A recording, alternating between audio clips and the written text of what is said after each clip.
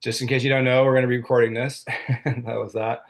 While we're waiting for some people to jump on, and before I introduce Ben officially, just a few housekeeping things. So, in a couple of days, Thursday, the 20th, you may have seen in through some emails or through some Instagram posts, but well, we see we're hosting like kind of another mental health and wellness sort of series. And so the first webinar for that for coaches and players and parents, so they kind of like a parents and players one, and then followed by a coaches one, is Thursday, and then this Thursday, sorry, and that's free. That's kind of sponsored by of OBC. And then our next sort of coach development webinar series, so more along this vein, is March the 2nd, also at 7:30 with Misha Harris from AWA.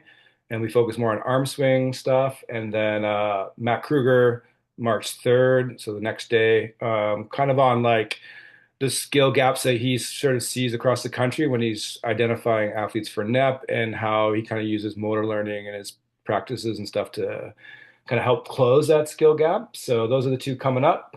Um, you don't have to keep your screen on, but the reason why I do meetings instead of like a webinar through Zoom is just so that it can be a bit more interactive. And this particular webinar will be a bit more interactive in general. So it's up to you. We are recording this, but I'm sure Ben and I appreciate seeing, some faces besides each other's. And then, yeah, we're gonna kind of go through like a bunch of questions with Ben. And so you might have questions that pop up, which is awesome. That's going to be a part of this. So I'm going to kind of facilitate some bigger, kind of broader questions. And then if you have questions about that particular topic, feel free to, pop them in the chat. And or we will pause to kind of ask some questions. But if there's something, about something kind of we haven't talked about yet, then maybe just hang on to them and see, because we are going to try to touch base through a lot of different topics. And we'll see we go. And if you know Ben, he loves to talk volleyball. So I'm sure if you have a volleyball question, he'll be happy to answer it. All right. And I'm going to admit the rest of them here. Thanks, Ben, for helping out there. Okay. So without further ado, welcome, Ben Joseph. You might notice compared to the advertising, he's wearing different colors. So since in the last week or so, Ben's transitioned from the University of Kentucky to University of Texas, and I'll let him kind of touch base about that a little bit, but most of you will know Ben from his time here coaching in BC, specifically with our Trinity Western men's program where Ben played. Fun fact, he's the first All-Canadian from Trinity Western men's team, which is U Sport level, which is kind of funny because now it feels like it's a given that there's going to be a couple of Spartan guys that are Canada West U Sport All-Stars and Canada West. Led them to 11 consecutive national championships, or at 11 consecutive national tournament appearances and 5 championships. And I happen to be lucky to be a part of 2 of those and one bitter silver medal that Ben and I we remember well. And then, yeah, then Ben got moved on with our women's national team program, our men's national team program, and then most recently with the University of Kentucky, and very recently with the University of Texas. So I'll let Ben just maybe give a little bit of Ben, you can kind of feel in a little bit of like your current sort of kind of how you got into coaching, maybe a little bit back in the day with, at Trinity here, and then, kind of a broad overview of like what's taken you to all these different places, and then we'll obviously dive in a bit more to those experiences. But thanks, Ben, for joining us. Super happy Yeah. to be here. Yeah. Awesome. Thanks for having me, Ryan. It's awesome seeing a bunch of friendly faces and old teammates. That you Pango in there? Yeah, there you go. So it's awesome seeing some great friends and people. Wow. So coaching, when we were in college, like a lot of us, we started getting into coaching, just kind of stay involved. And so I got to coach some club teams when I was still playing at Trinity. Um, and kind of got the bug is kind of we all probably do and did it. That's why we're still on these seminars. So I was great. And then after I graduated college, went away to honestly just to snowboard for a year in Colorado and figure out what was next. And then my wife, now wife, we got engaged and she had 1 year of school. So I was trying to help out with Ron at Trinity for a bit. And it was during that year that I really started to get into like kind of the subtleties of teaching and competition and scouting and all the crazy stuff of volleyball. It just kind of really lit a fire of just something really cool. So Ron asked me if I'd stay on as an assistant for a while. So I did, and really enjoyed it. And then kind of got really lucky that Ron Pike had some opportunities pop up that he had to do for him and his family, and I just happened to be in the right place at the right time. And Mhm. so I was given the chance to run that team far before I was ready, and I really screwed it up for a few years. And then Ryan Adams joined staff, and it got better. And we made a few finals there. I really screwed it up again. I thought I figured it all out and realized I did not. And that was partially when Ryan Adams left, that's when I screwed it up again. But um, and then we figured some other stuff out and then had a nice little run for a bit and got to be part of the women's national team in that window. Again, really lucky that it was in Richmond and we didn't have a lot of money for assistants. So I lived close, so they didn't have to pay me a lot. So I think I got really lucky there too. Um, and then the national team job, again, really lucky with different people resigning at the right time and kind of was happened to be running a pretty good program at the time. So got that job and then wow, then when that ended, didn't really know what to do. So one of my buddies actually was here at the University of Texas, a guy named Dave Hunt. So I went down to visit him and kind of see what NCAA volleyball was all about and was kind of blown away with how important this game is here, the fans and the resources. So um, that's when I got in touch with the Kentucky coach, and he and I got to know each other through the men's game somewhere with Ball State. He had an opening, so he called, and I happened to be in Nashville at the time. So again, I feel like the Forrest Gump of volleyball telling this story. It just kind of happened to be in the right place at the right time for a lot of these opportunities. Um, so then I joined Kentucky, and 2 years later, my buddy at Texas, they had their assistant coach got hired for the U.S. national team, and they had a spot come up, and he's like, "Dude, let's do this." And so now I'm in day two here in Texas. So this has been a bit of a whirlwind the last few years, but that's kind of a abbreviated version of the journey that started, I don't know, back in 2000. Yeah. Yeah, that's well, we're glad we kind of caught you before you get too famous down like in Kentucky there, or not Kentucky, Texas. But the Ben, you I mean, I knew you obviously. Fun fact, Ben and I were freshmen together, and you almost killed us trying to. If you know Trinity Western, and there's that train crossing right on Glover there, and Ben tried to beat that one time, and we did beat it, but we are really close.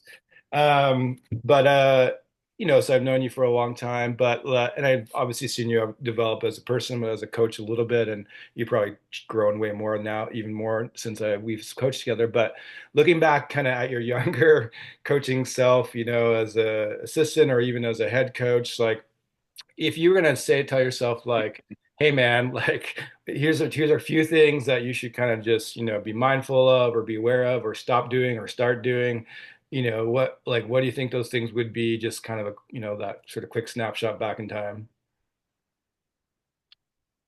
Yeah, for those who haven't seen Ted Lasso, it's worth a watch. And that phrase he talks about, oh, there's that amazing story in um the bar where they're throwing darts, and he talks about the Walt Whitman quote, but basically, be curious. Probably the most important part is I promise you, you don't have it figured out.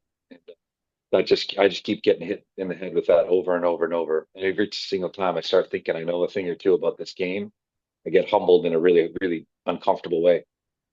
Hmm. So I think one, congrats to you guys for being on something like this, and listening to somebody talk. And I hope that um, your curiosity outweighs your confusion or disagreement with stuff. Because I just know that I'm going to say stuff that you're not going to agree with, but I also know I'm going to say stuff that's going to lead to a cool thought, and which is going to lead to another cool thought, which is going to lead to something really cool for your athletes. And I know my best coaching has always been when I had inspiration from another coach or player or leader that kind of caused me to go down a rabbit hole to learn a thing or two and try a thing or two and stay curious, and found our athletes benefited from that curiosity. And then my athletes really struggled and were harmed by my lack of curiosity, or I guess arrogance could be. So yeah, many athletes I owe an apology to for not doing that, but I would say that's the biggest lesson, and I'm still learning it and keep screwing it up. I think that's the ultimate one. Yeah, that's cool. Maybe on that track. So you you've obviously had the opportunity to coach with some pretty great coaches. You played under Ron Pike, coached with Ron. You spent time with Tom Black on the women's team. Obviously, spent some time in Kentucky and, lots of other situations with our youth and junior national team programs and different coaches. But, maybe just starting with the ones, that we know, like, do you have any things that really stand out to you Uh, or that stood with you from like some of those people that, you've had some opportunities to rub shoulders yeah, with? Yeah.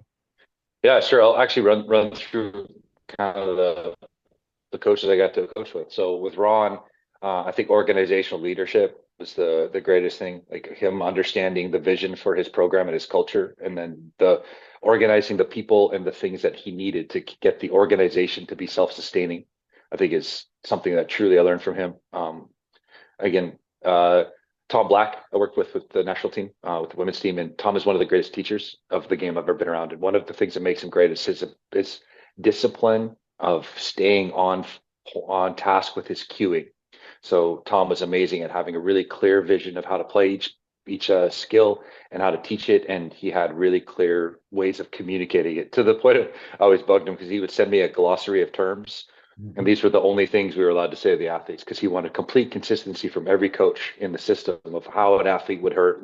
You'd learn to pass or upgrade their passing. And if I did something wrong, and sure enough, I'd go home and there'd be an email in my box saying, with the glossary of terms reminding me of what we say about our passing. And but the organization of teaching was something that was truly amazing from him.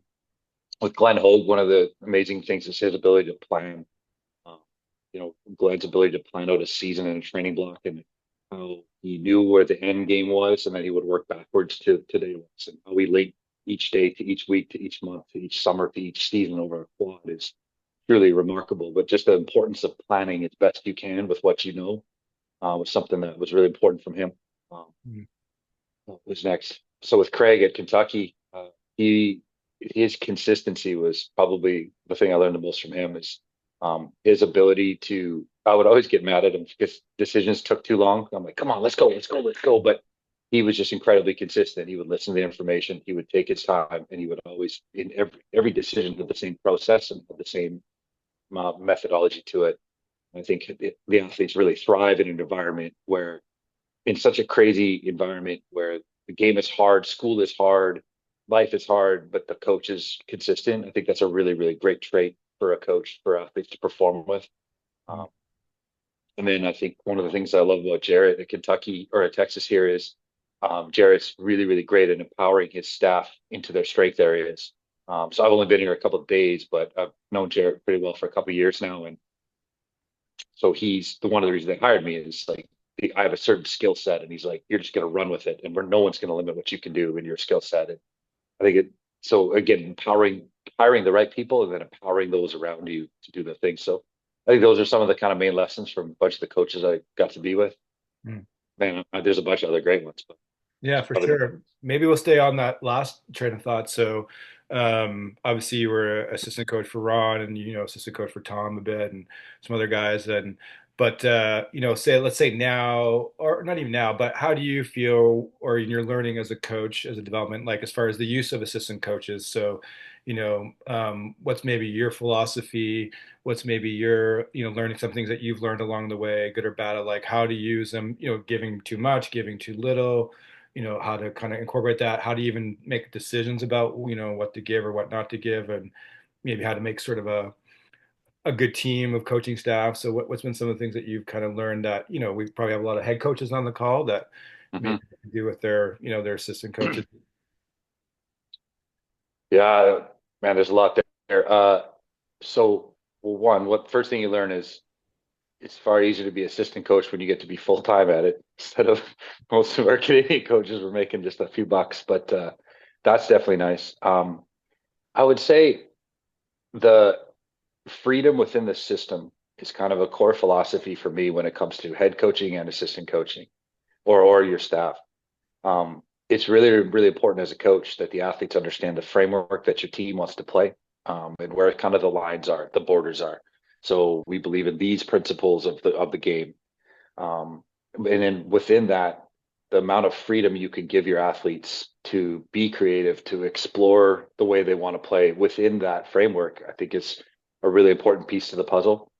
And I find that I feel the same way with coaching. So the head coaches that I've enjoyed the most have been the ones who gave me a really clear framework, and then just kind of let me bounce around in it and try to explore how best to do what I needed to do in my role. And I would think that would be the way I would try to describe it for an assistant coach taking over is, hey, you're going to be in charge of these types of things. These are some of my expectations. These are some of the roles that I would love for you to dive into, and then give them some freedom. And then I think the other great part of a great staff is the ability to collaborate and problem solve together. So, and that can best be done, I think, if you have a really clear framework for one, how you want to go about your daily business, whether it's training or recruiting or planning or um, all of those things. So, if you have a really clear framework, then it allows, and then you have freedom to go try things. And then you also have an environment where you're collaborating, problem solving, and reviewing. I think those are really cool ways to close the loops with your group and try to keep everyone cycling the information back to the center, making the upgrades, and then go back to your freedom piece. And that kind of periods of association and disassociation was a really, really big deal for a really good coaching staff. I mean, probably for lots of organizations, but I've just only spent my whole life coaching. So um, that those are the staff that I've enjoyed the most, both as a head coach and assistant coach, is the collaboration, problem solving piece. And then nobody likes to feel limited. And so it's just so hard, you guys, like, to trust your assistant coach to do something completely different. Some of us are you guys are parents, and it's kind of like that with, you said, your kid off to school a little bit. It's like, you never know what's going in there, but I think that important trust piece is part of this, the head coaching piece. Yeah, that's sweet. Kind of on that note, so when you were helping out with Tom, and I would come out like once a week or something, and what really impressed me, or I really took from Tom, was that kind of debrief part of it. So like you have the practice, and then you sit with your coaches afterwards and kind of ask questions about the session, and he would get feedback from you guys about, like, what do you felt like you needed to work on Yep. tomorrow or later, and then you write those things Yep. down and take. And obviously that stuff takes a bit of time, and if you're a national team coach, that's sort of your full-time job. But in the club context, like, I guess maybe for you, because you coach club back in the day, and obviously different levels of volleyball, up to the highest. But how much importance do you put on that, like, time of, like, a little bit of debrief, let's call it, let's say, with your coaching staff, um, for coaching, and if it's 5 minutes, is it worth it? Do you feel like, or what would you suggest to coaches to kind of enhance that sort of learning as a team? Yeah, I think it's vital, and I think as much time as you can spare, realistically with your staff and your schedules, I think it's really important. I mean, as professional coaches, great. Like, we had practice this morning, we were done, and then we sat in the video room, and we watched practice, and we started talking about what we're going to do tomorrow. And so we spent probably about an hour debriefing practice. Practice was only an hour long, but we spent almost as long debriefing practice as we did in practice with the staff watching. But again, that's an extreme high performance example, the value. As far as with your limited time, again, and you're club athletes, parents are picking them up, like, they have to go. So I think, being respectful of that also. Um, what One of the there's this really famous sports psychologist who works with the Pittsburgh Pirates, and he has a methodology where it's three happies, two crappies, on one big run. And this is something that I have used a lot in lots of ways. And sometimes, with the university athletes or national team athletes, we would have them text us. There are three happies, two crappies, and one. And the big rock is like, what's the one summarizing lesson from the day? So I would often have athletes text us that after matches. But at the end of most practices that I run, we pull the athletes in and we just say happy, crappy, like, what was good, what was bad, what we learned today. And then I just find it's a really awesome opportunity for us, one, to check to see what athletes picked up, what sorry, Tanya, it was happy, crappy, and big rock. So three happy, two crappy, and one big lesson. Or the chat popped up for clarity. Um, and so when we talk to the athletes, we're saying, hey, what we learned. So, like, yeah, I love, some people that will say, like, my serving was great. And they're like, okay, that kid's about that. And another one was like, I love the way Julie cheered me on today. And they're like, oh, that kid's super, wherever teammates. And another kid's like, I just feel like we let too many easy balls score. And then it's like, okay, well, then that kind of opens the door to say, but what easy balls? We're talking about not letting tips score, and we let those score. So maybe tomorrow we'll work on our tip defense a little bit. So I just think there's some really interesting information, letting your athletes feedback to what they perceive. And I think the information is the most important piece as a coach, because you can understand what your athletes see, think, and feel. It helps guide how you're going to lead them, talk to them, plan the next practice, etc. So I find some kind of debrief with the athletes post practice is probably the most important piece, and it can be done very, very quickly. So dedicate 5 minutes of your practice right at the end to have a quick brief, happy, crappy. Right. And I think, the same kids are going to want to speak a lot. I'm sure you all see that with your teams, finding ways to make sure everyone has their chance to speak, even calling on some kids. I just think it's a really important piece, and I'm sure lots of us do some version of that after practice. But that's the methodology that I've chosen to use, Mhm. and I like that a lot. That's how I debrief all matches as well, both with our staff, but also for myself. I think, Right. yeah, there's some good science to that too. Right. And I guess you could take something that's similar and just apply it to your assistant coaching or your coaching staff, just a quick, like a message thread. If you don't have Yep. time, your Yep. assistant, hey, just make sure you put into our little WhatsApp group or text group, what your Yeah. thoughts were, your happy, crappy, or whatever it Yeah. was. Keep And it the simple. cool part of that big rock one is I like the analogy. Like if we just have this one great lesson from every day we have, so whether it's a match or a practice, if we just think about every time we have these big rocks, we just kind of keep stacking them up. Like how big does that tower get by the end of your season with all these just awesome lessons? And then the most important part with the big rock is we just never want to have to retread the same big rock. You can have lots of the same happy crappies, absolutely. But let's make sure that we never have to learn that big rock lesson again. So those things keep moving forward. And I think that's kind of the summary thing. So this loss is because of this lesson. So that's never going to cost us a loss again. We're going to lose another game for sure, but hopefully it's not because of that reason. Mm. That's kind of the resonating piece for the big rock, that of everything is probably the most important part. And then if you can find some kind of common ground with your group.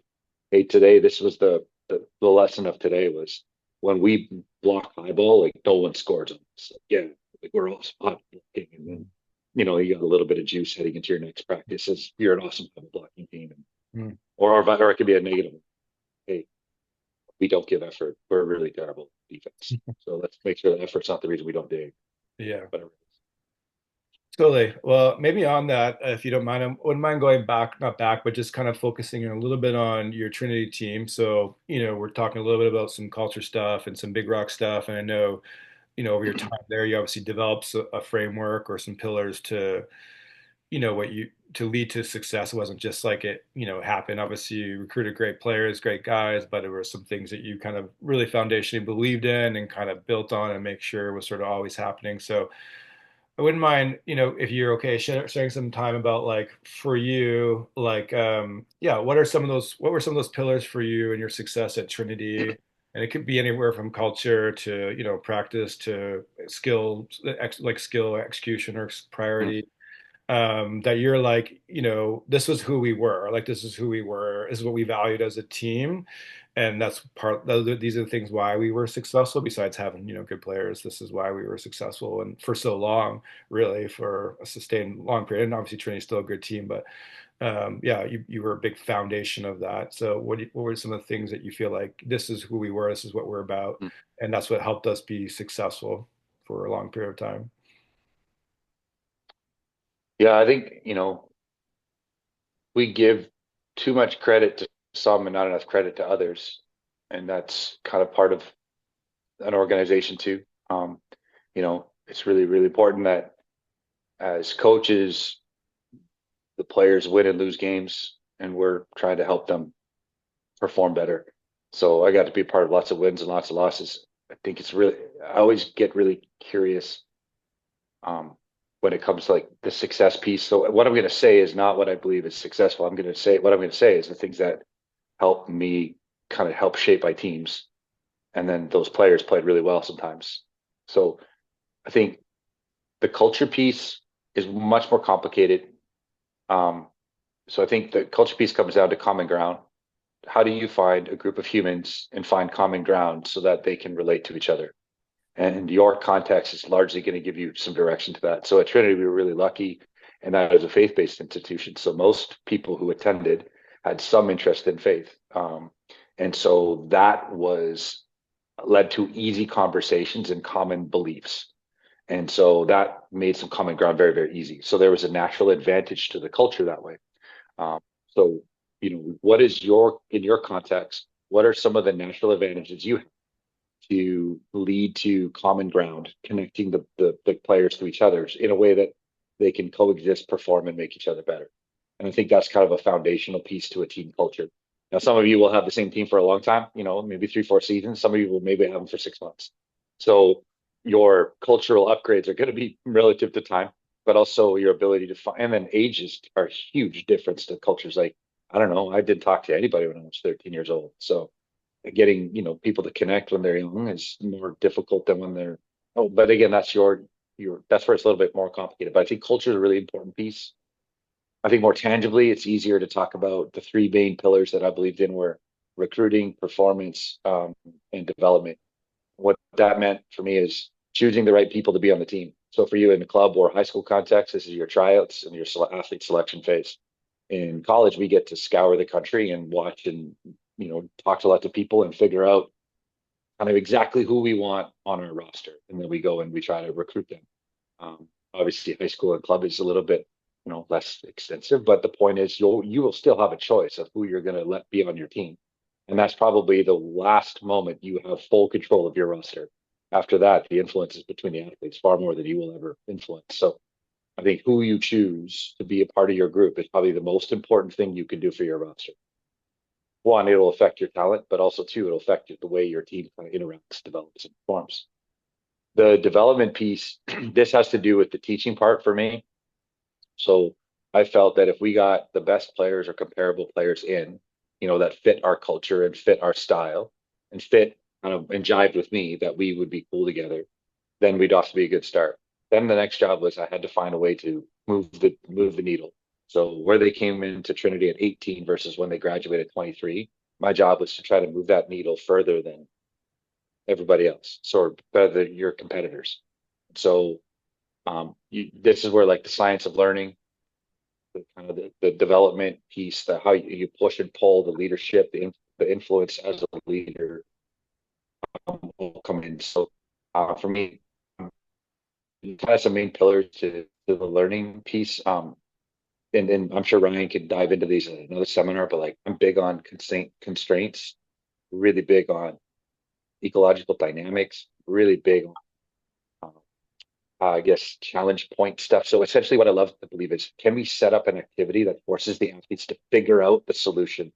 And then can we direct their attention to what solution they figured out? And then can we connect the dots to that solution and a real moment when it happens in volleyball? So I'll walk you through that again. So when we're training, I really believe that we got to set up an activity that's going to constrain their direction so they can only accomplish the activity by doing it a certain way. And then we're going to hopefully direct their attention to what they've problem solved on their own, not something we taught them, but something they figured out. And we're going to try to direct their attention to what they've done themselves. And then we're going to direct their attention and connect the dots between what they figured out and how that's going to apply itself to a performance phase in the game of volleyball in a match coming up this week, next week, or next month. So what that would look like would be, I don't know, we probably a short court game. So all right, for instance, at Texas right now, all our girls are hitting really straight ahead and very common, as hard as they can. So one of the things that we're going to try to do tomorrow is we're going to try to figure out if they can play a little bit softer shots, a little bit more on the edge. So we're going to play a skinny court game. We're going to play one in the front, two in the back, and you can only play shot variation. So trying to figure out how do they score the ball without spiking it in a very short, tight window. So there's and then what we'll try to do is try to capture a few of these moments where, hey, remember when Abby did that slide move? Remember when Witt dunked over that girl? Or remember when you went inside the mail? Anyways, we're to direct their attention to certain successes that they figured out. We didn't tell them to do these things. We just constrained the activity in a way that they had to problem solve themselves. And then we'll try to connect the dots between, hey, these fight moves and that jam or that tip that you just made. These are the scenarios that I'd love to see us try those things in sixes when we play them all. And when we try, and then ideally catch them. So like that type of development, I believe, is creates great learning, great application, etc. So however your style of learning is or training, I think that's the development piece. And can you train your team better than the other? So that's so one, get great players on your great people on your team. Two, have a better training methodology than most teams you will play. It's not the best, it just has to be comparable. And then the last bit is you have to win games. So if you're going to have these great players, either you're going to train them up, but you have to perform. And that's a bit of a transfer from the training, but also it's a bit of a preparation. So how do you prepare your team to play matches? You know, how many of you spend as much time preparing your tactics, your game plans as you do for your practice? I mean, some of you probably, it could be an inverse relationship, who knows? But the point is that all three of these things are really, really important. So get great players, train them up, and then you have to perform. So what do you think, say, and do in a match needs to lead to better play? And if you're not saying, thinking, or doing things to lead to better play, you're hurting your team. And so this is one of the things when I watch, I go to a ton of club games. In America, we recruit a lot. So I'm at club events all the time. And I can't tell you how many times I see coaches do things that make their players worse. And it's just crazy how often a club coach will say things or make a sub or ignore a kid or body language thing. It's like you train your tails off, you work hard to get your players, and then you do things to limit their performance. So I think this is really important for us as coaches. This Doug Reimer, I talked about this. He always has a phrase that says "do no harm," and I think it's just an incredible phrase for us to remind ourselves as coaches. What did we say? What did we think? What did we do? And did it do harm or did it promote performance for our team? Because at the end of the day, the performance is a reflection of the preparation, and those things are all linked. So those are the three main pillars. Kind of Mhm. some examples of how they work. Obviously, in college, recruiting is easier, training is easier because you have more time, and performance is harder because the other teams are really, really good. But your context is your context. So how do you apply your pillars to that? Mhm. Yeah, no, that's great. And if anybody has questions on anything that Ben's talking about, feel free to fire them in the chat too. Kind of on that, so obviously recruit people or select people, obviously that you or try to anyways that are going to fit, like fit in with who you are as a coach, but fit, with each other. But I know you were also very relational, I would say, as a coach, and I've been around lots of different coaches and. Doug's very relational. You're very relational. Tom, I remember Tom being very intentional, going around to all the players, kind of while they're warming up and just sort of touching base with people. But on that note, and maybe tied to kind of developing sort of that culture or that connectiveness, like what do you feel? What have you learned as a coach as far as what works for you, but you've seen success with it as far as connecting with your athletes?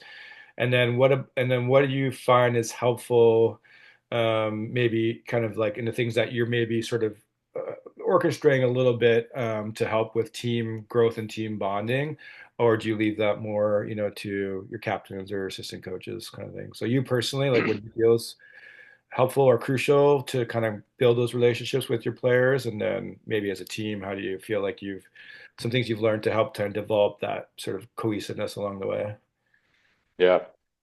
Um, I think the common, I mean, connecting to the boys I coach at Trinity in Canada and the girls here down in Texas and Kentucky is quite different.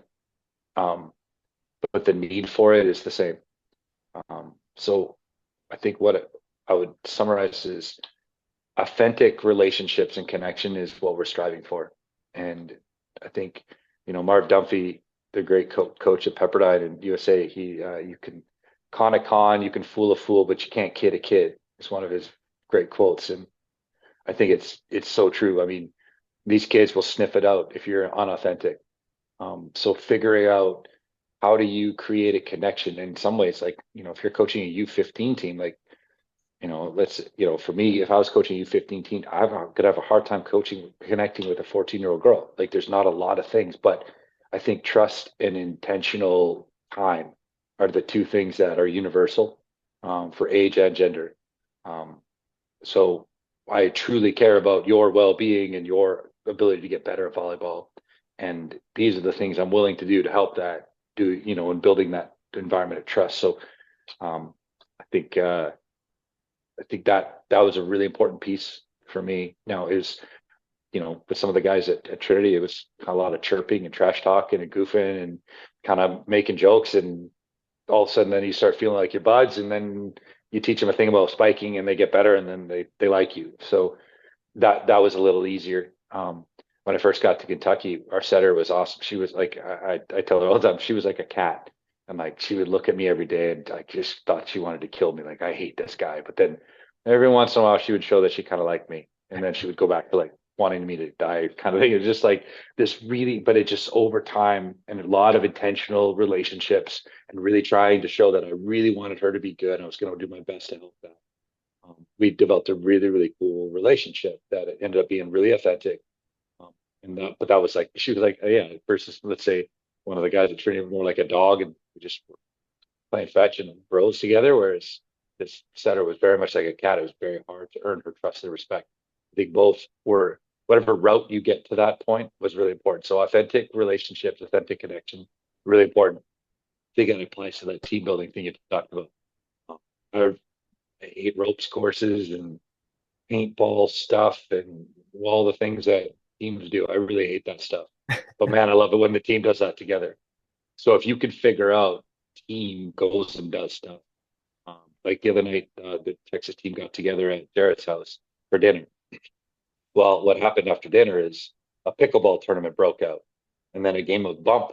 Well, they call it knockout here, but bump broke out, and all of a sudden now the girls are running around their socks, shooting hoops and trash talking, playing pickleball, and just this really cool, authentic barbecue style night happened. And everyone was joking about it today at practice. Like those are the moments, can you, instead of organizing an activity, can you put your team in the way of a bonding moment and a memory? And those, I think that's really the I think stuff that brings kind of teams together. And again, like Ryan and I played together, and one of my other teammates, Jeff, was on this link, and I still have amazing memories of both these guys that I'm not going to talk about on this thing. And they were not organized by a coach; they were just something that we were doing as buds and teammates that I still remember to this day, and it bonds you with like the teams together. And all of us who play sports, I'm sure, have those things with our teams. So how do we as coaches, I guess, constrain the environment to lead to these moments where your teams can have these bonding building?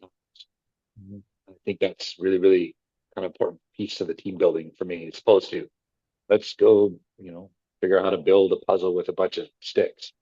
Mhm. So Yeah. there was a question in there. I missed that one. Yeah, it just popped up. Do you pick chemistry over talent and recruitment at every level, or how do you assess a player for team chemistry? Do you talk to their current coaches or teammates? Obviously, it's a little bit different, maybe with, a Texas or a Trinity, maybe compared to club, but you've been in both contexts. So, Wow. Yeah, that's I think no matter how I answer this, it's going to be like giving you a loaded gun. Um, the You can't win without talent, but you can't win with a bunch of jerks. So the answer is you have to have chemistry, but you have to have talent. So um, I think if you're choosing between players, then I think chemistry and character always trumps. But if you're talking about a Porsche and a 2003 GMC pickup, well, I think you're probably going to need the Porsche. Um, the problem is you can't have too many high performance machines and without enough reliable performers.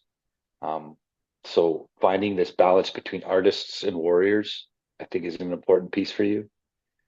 Your balance is going to be different than my balance, and that's going to be based on your personality, your training style. When I was younger, I mean, I think I needed a lot more warriors than now. I think I handle artists a lot better now because I've learned a lot more about teaching artists versus needing like the really tough guys. And, I think that's part of our evolution as coaches. But man, there's no really clean answer to that. I just know, the book Legacy is one of the great books in coaching and leadership. And if you haven't read it, it's about the All Blacks. You should pick it up. And one of their phrases in there is no dickheads. And I think that's a pretty good summary. Is you don't have to have chemistry over talent, but you can go either way, but you can't have dickheads on your.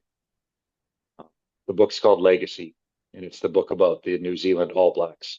And there's probably 3 chapters in there that are foundational to everything I believe as a coach and a leader.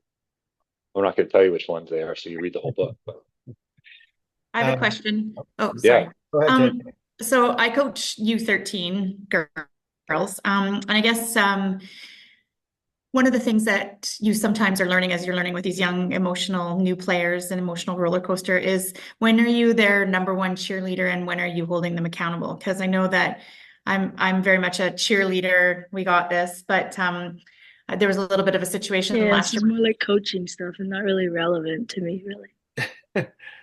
What's that? Sorry. No, it's What? not. It's Questions someone. relevant. Yeah, sorry. Someone unmuted by accident. Keep going, Tanya. Oh, I okay. Sorry. muted you. Oh, Sorry. You had a- So I guess my my thing is like we had a little bit of a situation last year where I wish I had been a little bit less their cheerleaders and a little bit more holding them accountable, so that when a tough situation came along, they were a little more prepared for it.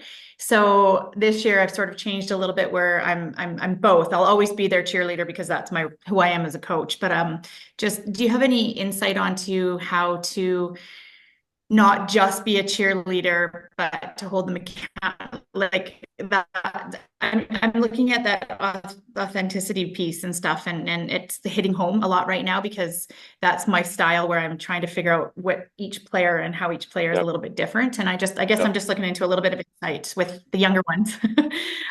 Sorry to kind of derail the conversation, but I don't think it changes depending on their age. You know, if you're not already set, like you said, with the recruiting team and all that kind of stuff. So anyways. Thanks for the question. How I would answer from only my context, please apply it to yours as you feel appropriate. I believe that having a really clear framework about how we play the game and what the standards of our performance look like. So if we believe in ball control, then that's something that we will hold them accountable to the standard that we've agreed upon. And that standard is a bit of an evolving tool. As you know, as the beginning of the year, we have certain standards and we have goals at the end. And I think that's the whole point of a goal sequence, is like that we want to be the best passing team in our division by the time the last tournament. And these are the steps we're going to do. So if we agree upon this pathway, then your job is to keep the group on the road. So if they stop focusing on some of the principles of passing that you've set forth, then that's your job to get them back on the road. Scotty Bowman, probably the greatest hockey coach ever, has a really cool quote that's awesome. He's like, everybody needs a pat on the back, just some lower than others. And I think that's the answer to your question, is everybody needs you to be both. And that's the hard part of being a coach. So the easiest way to do it is the more clear your standards of performance are, and the more clearly defined the framework of what you believe your team can be like is defined, then the easier it is for you to hold them to that. And the easier it is for them to understand where that line is. And there's the authenticity and the trust piece, is if you're not consistent to holding them to that, then you can't hold them at all to anything. So having a really clear bit, and then having the communication and to be able to, hey, we don't miss that serve out the sideline. We miss it long. It's like, that's what we're about. It's like, cool. And then, having the freedom to let them explore how to make that serve long, but having no misses out the sideline. If that's a weird example, but I think that's the framework that's clear. And now your job is to hold them accountable. And then the relationship piece is like, Alice, how can I help you make that serve long better? Like, maybe let's work on our loading phase a little bit more tomorrow at practice, so that we can make that serve long like we want to and miss less at the sideline. So then there's the collaboration to the problem solving piece. So again, I don't, that's a very it's a really simplistic answer to a really complex question, but I think a clear framework allows us to know where we have to be the cheerleader, I guess the accountability piece versus the cheerleader. Okay, thank you. Yeah. Thank you. That's a tough one. They're little too, so it's like, and they're woo. So it's a little bit different, but I appreciate that. I think human beings though crave clarity. And they crave clarity from people they trust. So if you've earned their trust, like a consistent clarity to what is expected of them, I think is what we all want. I think when we're getting mixed messages, and we have like I told you about Coach Craig Skinner, like he was so consistent every single day, you know what you're getting from that man. And I think we really will love that as people. If you got a hard ass coach, every day they're a hard ass coach, you know what you're dealing with. There's going to be a hard day, but you know what you're getting. It's when coaches are all over the place and change their standards, I think it's the hardest thing for an athlete. So having some clarity as we coach and feedback to our people, I think it's important. Okay, thank you. Yeah. I'll give maybe an example too, Chen. I don't know if this will be helpful either, but when I had a chance to coach the Canada Games team a few years ago, and I had great assistants, Gina Schmidt, SFU head coach, so pretty lucky, and Brent Hall, Jenna Nomazima. But one of the things that we like, kind of to Ben's context, like we just felt our athletes were just letting too many balls fall to the ground without kind of going for it, and so we had the conversation as the coaches, but then also with the players, said, hey, this is the standard we need to hold. And so basically we just came up with what we called the Gina rule. So basically, anytime a ball hit the floor, nobody went for it, or they went for it with one hand instead of two, then it would just stop the drill right there, and Gina would take a few balls and just kind of go with it, right? And so we weren't like angry at them, we weren't yelling at them, but we were, hey, this is the expectation, this is what we're gonna do, and then we're also helping them, or Gina in this case was helping them work through like how to dig that ball, and then we just read into it, like it wasn't a long conversation, it was just like Gina would jump on the court, make a go a few times, go for that same ball, use two hands or whatever it is, and then practice would continue, and that changed it, that changes. So there was accountability, but it wasn't like we were angry at them, but that was some skill that we just need to get better at. So I don't know if that's helpful at all either, but Yeah, no, it is. We talked about that at the last practice, just because we were saying to them whenever we were going through these drills and we're just repeating them and doing them over, and then we're like, okay, stop, where should this have gone? And then we talked about it, because the one girl kind of looked a little scared, and we talked about that this isn't a bad thing, this isn't shaming, this is just resetting your brain and just resetting the way that you want it to work and stuff. And they were like, oh, okay. And just talking about that the ball doesn't have memory, so we don't have to have memory about what happened. So like, let's not make it emotional or personal kind of thing. So yeah, okay. that's a great. I've never heard that cue before. I've never heard that. I like that. Me neither. I love that. Yeah. Ball doesn't have memory. Well, I'm using that tomorrow. I'm yeah. stealing that Especially tomorrow. That's great. Yeah.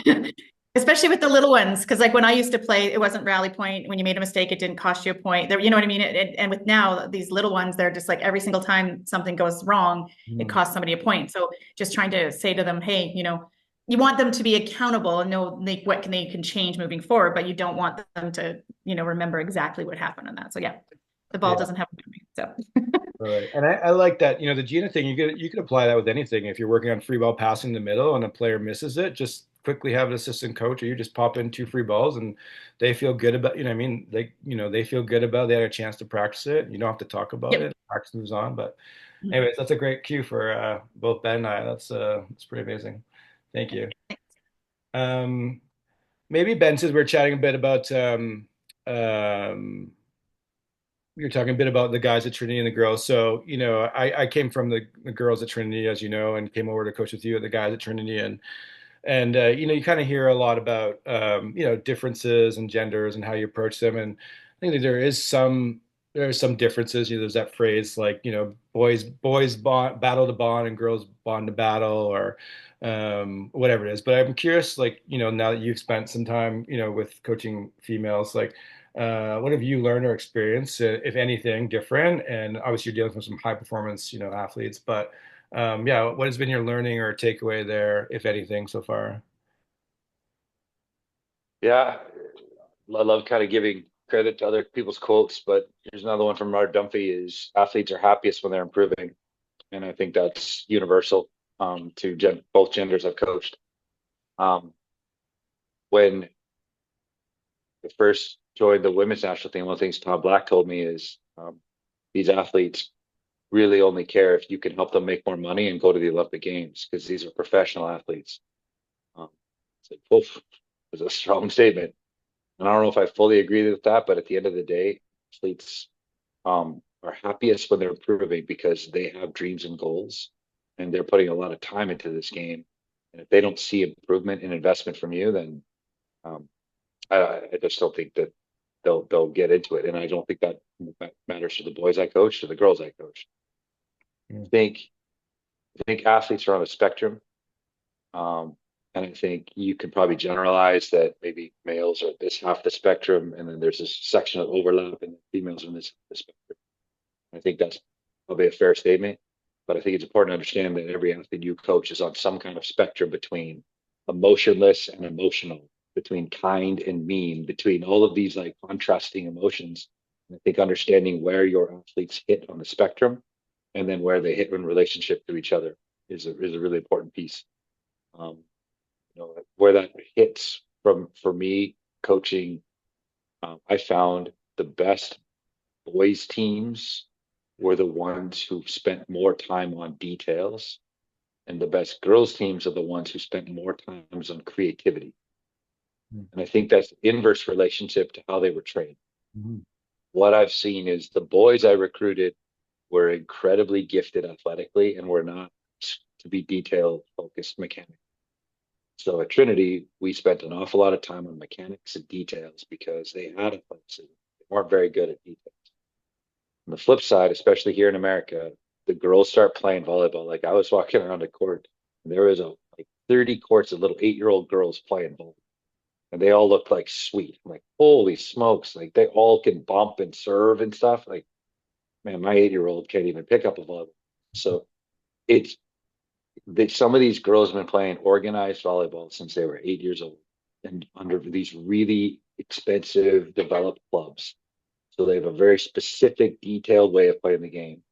So the creating an environment where they could learn to be free and more creative and expressive with their athleticism. So I think understanding the gaps of your athletes, both personalities and performance wise, is an important part of that spectrum too. So if you're asking for the differences, I don't know that I could put a finger on it. But also, like you said, I've been fortunate enough to really only coach kind of the high performance version of these athletes. I found it was easier to build trust with the guys quickly, but it was not as deep.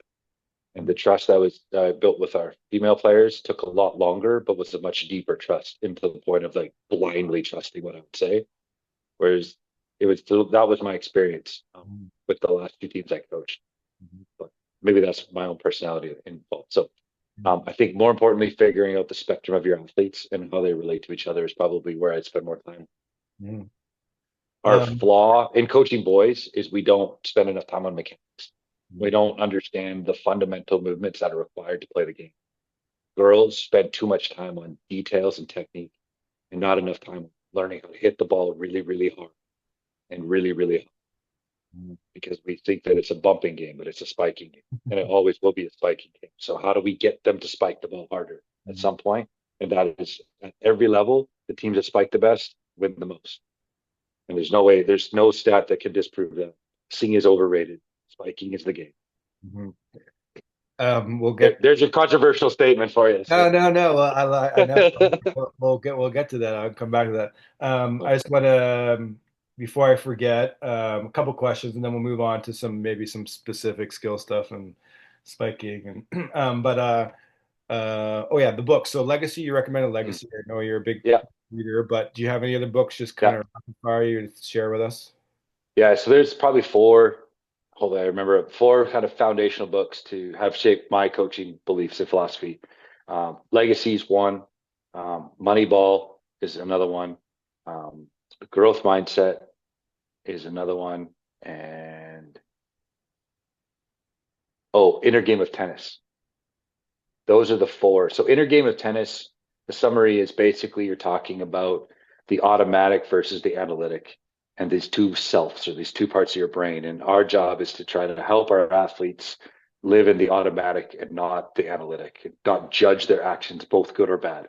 So I think that's a good one. Growth Mindset has a lot to do with freeing yourself up to be open-minded to learning and upgrading. Moneyball is an amazing book at kind of shedding light on what really matters in the game and how to chart things that lead to winning or lead to more efficient performance.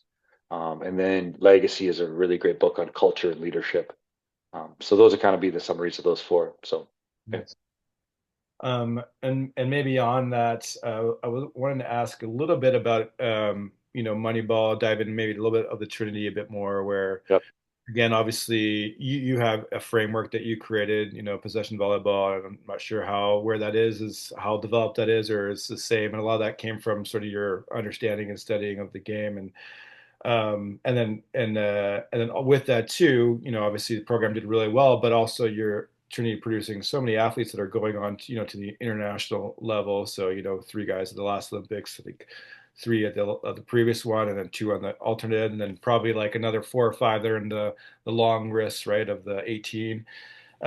So what do you feel like it was, you did talk about, those 3 pillars, but what do you feel like it was that you maybe were doing that maybe other programs aren't doing or weren't doing that kind of led to your athletes increase their performance so well, like success on the court as a team, but also individual sort of abilities to play the game at such a high level that would lead them to be able to be so successful internationally. Yeah. So I would answer, if you have a really clear picture of how the game is played in the way you want it played in your team, and then you know how to identify the players who can play that way and what skills you can teach and what skills you can't. So all of us have different strengths as coaches, and understanding what mine are and understanding what mine aren't is an important part of that training and recruiting process. So one, you can have staff that can cover you and do the things you're not good at. 2, I tried to recruit players that had traits that I couldn't teach, and I didn't really worry about the traits that I could teach, as I felt I could teach those. Um, and then I think there's some intangible qualities. I wanted people who had won before, because I can't teach them to win. So if they won before, they can win again. Um, I think Sarah, are you on this call? Is that so? Sarah's boy I recruited, and one of the things I loved about Jackson is he had won at almost every sport and every level he'd ever played. And he'd been in championship games. He's lost playing provincial finals too at football and stuff. And that was a big deal for me, because somebody who's been at high performance and been in championship games, one, knows how exciting it is to win and how crushing it is to lose. And the fact they're still playing means that they kind of want both.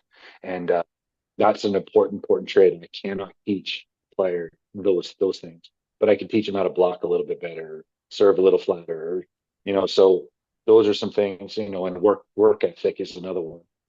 Kids who work hard are the kids who will show up and put in more time. And um, you know, training over time is more important than being talented in lots of ways. There's that whatever talent works hard or doesn't work hard or something. There's a quote about that you all probably know, but for those Olympian guys, I think that's the difference. Is I didn't predict half those guys to be Olympians, but I did predict those guys had some tools that I couldn't train that were elite. And those kids had incredible intangible qualities that would mean they would train hard and chase winning and be good teammates. And they were willing to put in more time than everybody else.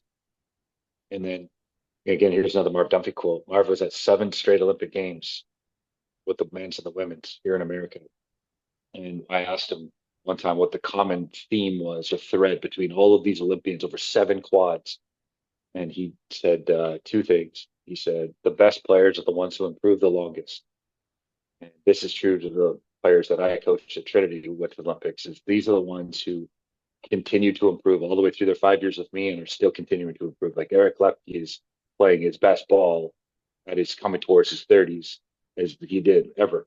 And I think that's same true for all of those guys. So how long their improvement curve can last is going to determine how great they become. Another thing he said is the best performers are great in all phases of their day.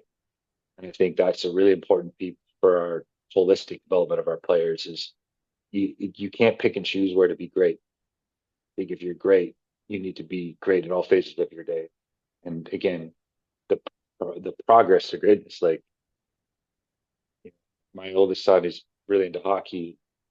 He some days he doesn't want to go shoot some pucks backyard, and he's like, I'm too tired to shoot. And he's like, yeah, I know. There's a lot of people have a lot of reasons not to be special, and it's a bit to goad them to like go shoot some pucks, but also like don't complain to me that you missed the net if you don't go shoot your pucks. Like there's a reason that the great ones put in more time than everybody else, and so I think those are some of the common traits I've seen with the really great players that have been around and the great coaches. I honestly have no idea what that question was anymore. That's okay. I was just But, curious about, yeah, and then not necessarily the pillars, but some of the foundational things that you felt like led uh, your program to success, beyond those pillars that you shared and individual success, but also team. Yeah. yeah. So here's the biggest thing with that is it's a semantical change, but I think it's important for all of us is um, it's foolish to think that I have something to teach these freak show athletes. It's more realistic that they have limitations. That's my job to help them remove. And I think there it's just a switch of how we think about our role as coaches. Is if you think you have some kind of special gift to let this player be special, you're kidding yourself. Oh, who is that popping their head in? There's my guy. Hey, Jackson. All right. Um, so that is incredibly foolish to think that we have something that they need to be successful. No, no, no. They have everything they need to be successful. Our role in their lives as coaches is to try to remove the things that are limiting them from accelerating towards their potential. Mm. And so while it's literally the same thing, it's just putting the onus and the talent piece to the athlete. And our job is to facilitate improvement at learning, not to create it. Mm. And I think it's a really important piece for me and my belief as coaching. So how, and it leads to collaboration. It leads to the onus on the athlete. Like I was talking to my son, is there's a lot of excuses not to be special. So my job is to provide hockey pucks at a place and a little bit of a kick in the ass, but then he's going to go shoot a bunch of pucks and get better at sniping. Mm. So I guess that's a really important piece to these guys. So Brody Hofer is playing in Italy right now. I didn't teach Brody anything in my job and the team that he was on. We removed a lot of the things that were limiting him from passing better or serving in bounds more or not being strong enough or not learning how to train long enough. Like we didn't teach him those things. He learned those things by not having limitations to what he could do, if that makes sense. Yeah, I think so. Yeah. Um, that's great. Okay, we're going to take a pause. If there's any questions about any of the stuff we've talked so far, and then after the pause, I'm going to rapid fire Ben some questions about skill specific stuff, and he's going to give some like quick answers, and then we'll kind of dive into a bit more of the maybe longer answers. But yeah, if there's any questions, feel free to pop in the chat or just unmute of any of the stuff we've sort of dived into so far.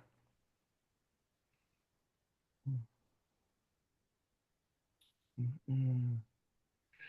All right, no worries. Okay, so I was telling to Ben, we've never done this type of webinar before, just sort of a Q&A. So this is my first time doing it. So I'm just trying some things and seeing how it goes. But so Ben, I'm just going to give you, we're just going to kind of go through each sort of skill. And then what I'd love from you is, if you had to pick just kind of off the top of your head, like the most important cue reading cue that you would use and maybe like a technical cue. I know sometimes those are intertwined, but I'll give an example. So, tennis, inner game of tennis. So I play a lot of tennis. And so for me, when I'm receiving serve, like when I'm in tennis, like a cue I say to my, like cue I would say to myself, and if I was coaching tennis, I would say, my first reading cue would be like lock in. So that's just like see the toss, see the racket, and then stay like level and loose through my forearm swing. That's kind of my technical cue. So that just gave you an example. So this is kind of what we're looking for. So I'm just going to read off the skills, the cues, and you can kind of say what comes to your mind right away, and then we can dive in further as we go. But maybe this will kind of trigger also some questions from other participants on the call as well. So, all right, ready? Make sense? Gotcha. Okay. All right, serving. Hand contact Serve receive. on time, Um, setting for setters. shape, Shape. Okay. Setting for shape. Yeah. non-shape. Okay. Setting for non-setters. The same or different? Hittable, Middle attacking or middle attackers. early, Okay. Outside attacking. uncommon, Um, Back row like pipe or Debo if it's different ones. alignment, Middle blocking. reading, Okay. Wing blocking. scissor, Um, Defense like individual defense. yeah, pancake, Okay, libero. If it's anything different, what would you want from your libero? setting. Transition offense, like transitioning. Everything. Everything. Awesome. Okay, great. All right, we'll pause it there. Okay. So I didn't write those down. I know some of you were doing. So Ha. uh let's uh let's get into yeah, let's get into some of that. So serving, I'm pretty sure you said hand, did you say hand contact? Pretty sure you did. Yeah. All Yeah. right, hand contact. Okay. So for serving, and obviously, you coach Trinity and men's. I remember we did like everybody learned to spin serve at the beginning, and part of that was developing your arm swing and hand contact. With the women's, in Kentucky and Texas, I know not as many spin serving, but maybe a few. But what would be some of the things you've like learned, some of the cues or important qualities that you just feel like that you really try to get across to your Yeah. servers? So two main points is one, you can't float the ball without hitting the ball with good hand contact, and you can't hit a spike serve or spin serve without a good hand contact. So a lot of what we don't train enough in women's volleyball is hand contact. So some of the elite spikers that we have here in Texas or we had in Kentucky, they still miss their hand contact far more than an elite athlete should, which just leads to me believing we just have not hit enough balls in a spiking fashion.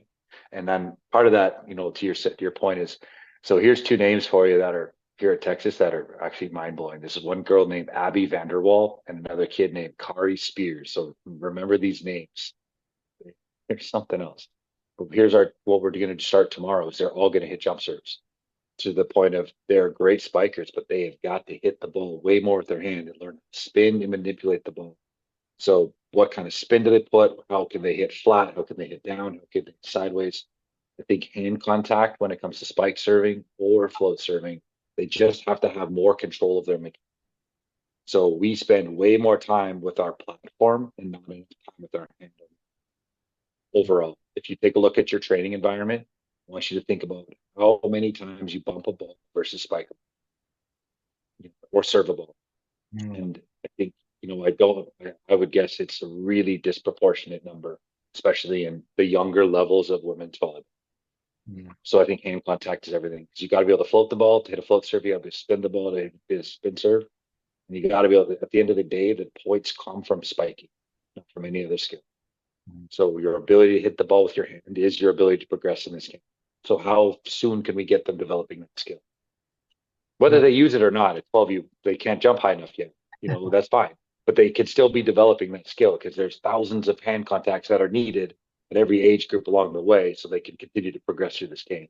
So if we neglect that at 10U and 11U and 12U, there's no amount of time. So here we are at Texas with the number one player in the country, and she doesn't have enough hand contact. That's crazy. So how does that going, at your level? Like there's just not enough hand contact. So you can jump the gun and get your kids a lot better, a lot quicker with it. Mhm. Yeah, that's great. And you can, I'm pretty sure you'll agree with this statement, but some of the 8Us and 9Us and 12Us and 13Us you're watching, to really let them develop that arm swing and that hand contact, we feel like we really got to keep the setting off the net to let them like hit the ball up with some Yeah. spin on the ball. And that's what I see in the most common mistakes, just like we're just setting the ball way too tight for kids that can't get up there and hit that ball. So then they're not developing their hand contact because they're always having to reach and tip and push. And imagine if you had an arm development specialist seminar coming up that coaches could learn more from. Yeah, I mean, that would be amazing. I'd be like doing my job properly. Thanks for the little shout out there. Yeah. The serve receive. So kind of just going on that track, Yeah. serve receive, unless you want to go to spiking and keep it on the. No, for server Steve, I said on time, and Yeah. this is one of the common mistakes. And honestly, we're going through this right now with our Texas passers, but girls especially have been taught to move early, and the concept of on time connects the game is best played with acceleration and extension.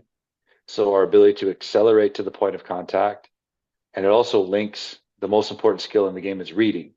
So reading the trajectory of the serve and understanding how far and how fast we have to move there to arrive exactly on time is the computer working. But what happens is we've trained these girls to get to the ball, and that's not the move. The move is to put a platform on the ball, and the feet are only needed to get the platform there on time. Mhm. So this concept of on time is the vital part of passing, not really anything else.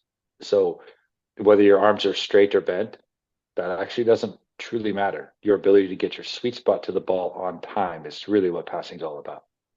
So I think we spend more time on moving just for the sake of moving instead of the on time skill is an important learning piece for passing.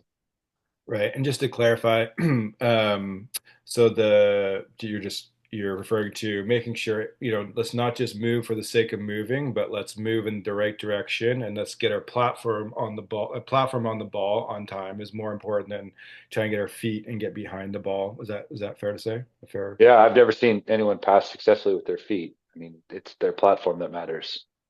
And if their eyes are closed and they're facing the wrong direction, but they put a good platform angle on it, it's still going to be good. So let's spend time on the things that matter. And passing is about platform on time. Yeah, and just as a side, so I do, as people know, I do a lot of private training, and it's unbelievable to me how I have to like teach really good 16U, 17U athletes to not overplay the ball with their feet because then they just get jammed up, and one, they make it so much harder on themselves, but two, then they have no space, space for their platform, and it's almost like unlearning what you're talking about of like just like they're just trying to get their feet every time, and they overplay the ball and they get caught up high, and yeah, it's crazy. And I think what we're starting to get to here is like, I believe there's kind of a critical component to every skill that if they do everything else wrong, but this right, they can still execute it. And I think that's kind of where, again, it was serving. If you have a clean hand, it doesn't matter if it's going to float. Floats are good. If you have bad feet, bad eyes, but your platform is on time, and you could still keep the ball at play. But probably not a good pass, but at least it's not a shank. Mhm. And I Right. think as we go through the reads, I'll kind of probably keep unveiling that. Yeah, that's helpful. I see your question, Conrad. Just FYI, we'll get to it after we rip through these. All right, setting. I know you're one of your favorites. Let's say for non-setters first. Non-setter setting. What do you feel? And then we can dive into libero setting there too if you want. But yeah. Yeah, I think, at the end of the day, the only job of a setter is to make a hittable set. So if you're the non-setter, then how do you make a hittable set? So can we keep it high enough and inside enough that hitters can go hit it? I mean, the common mistake is it's low and it's wide. So high inside, but the most important is no set's good if it can't be hit. And I think so that's the goal for every non-setter is how do we set the ball high enough and inside enough that somebody can go take a rip on it. Nice. And I've developed this acronym I'll share with you because I like your obviously your volleyball mind, but high like high, so eight like a dash, so like high inside, and the G stands for a good rhythm. So allow your attacker to have good rhythm into the attack. And what's the H equals in a high contact maybe? Anyways, that's an acronym I'm playing around with a Cool. little. Yeah, Um, I've used meter, 9 meter, but down here no one understands what I'm talking about. yeah, I was going to ask you about your questions on or thoughts on the tariffs, but we'll maybe leave that for another time. Um, what's Canada better win a Thursday. I'm taking a beating down here, you guys. I know I was yeah, I just realized that one other webinar might be during that game. Okay, setting for let's the liberos because they are is you're in Texas or in Kentucky. Like I know in the men's game, the player in six is taking it a lot and hitting it or not hitting it. But is libero taking your guys' second set? And what are you looking for them if they are or wherever they are? Yeah, at Kentucky we had our libero doing it, and she was getting real good. So the reality is the best way to win a high ball game is don't play it. Nobody's good at high ball, so don't play high ball. So find somebody to set it fast to create some space and then hit it. Because the moment you set a high ball, everybody's bad at that. So everyone's really good at system. Everyone's really bad at a system. So it's just better trying to spend more time being good at the medium.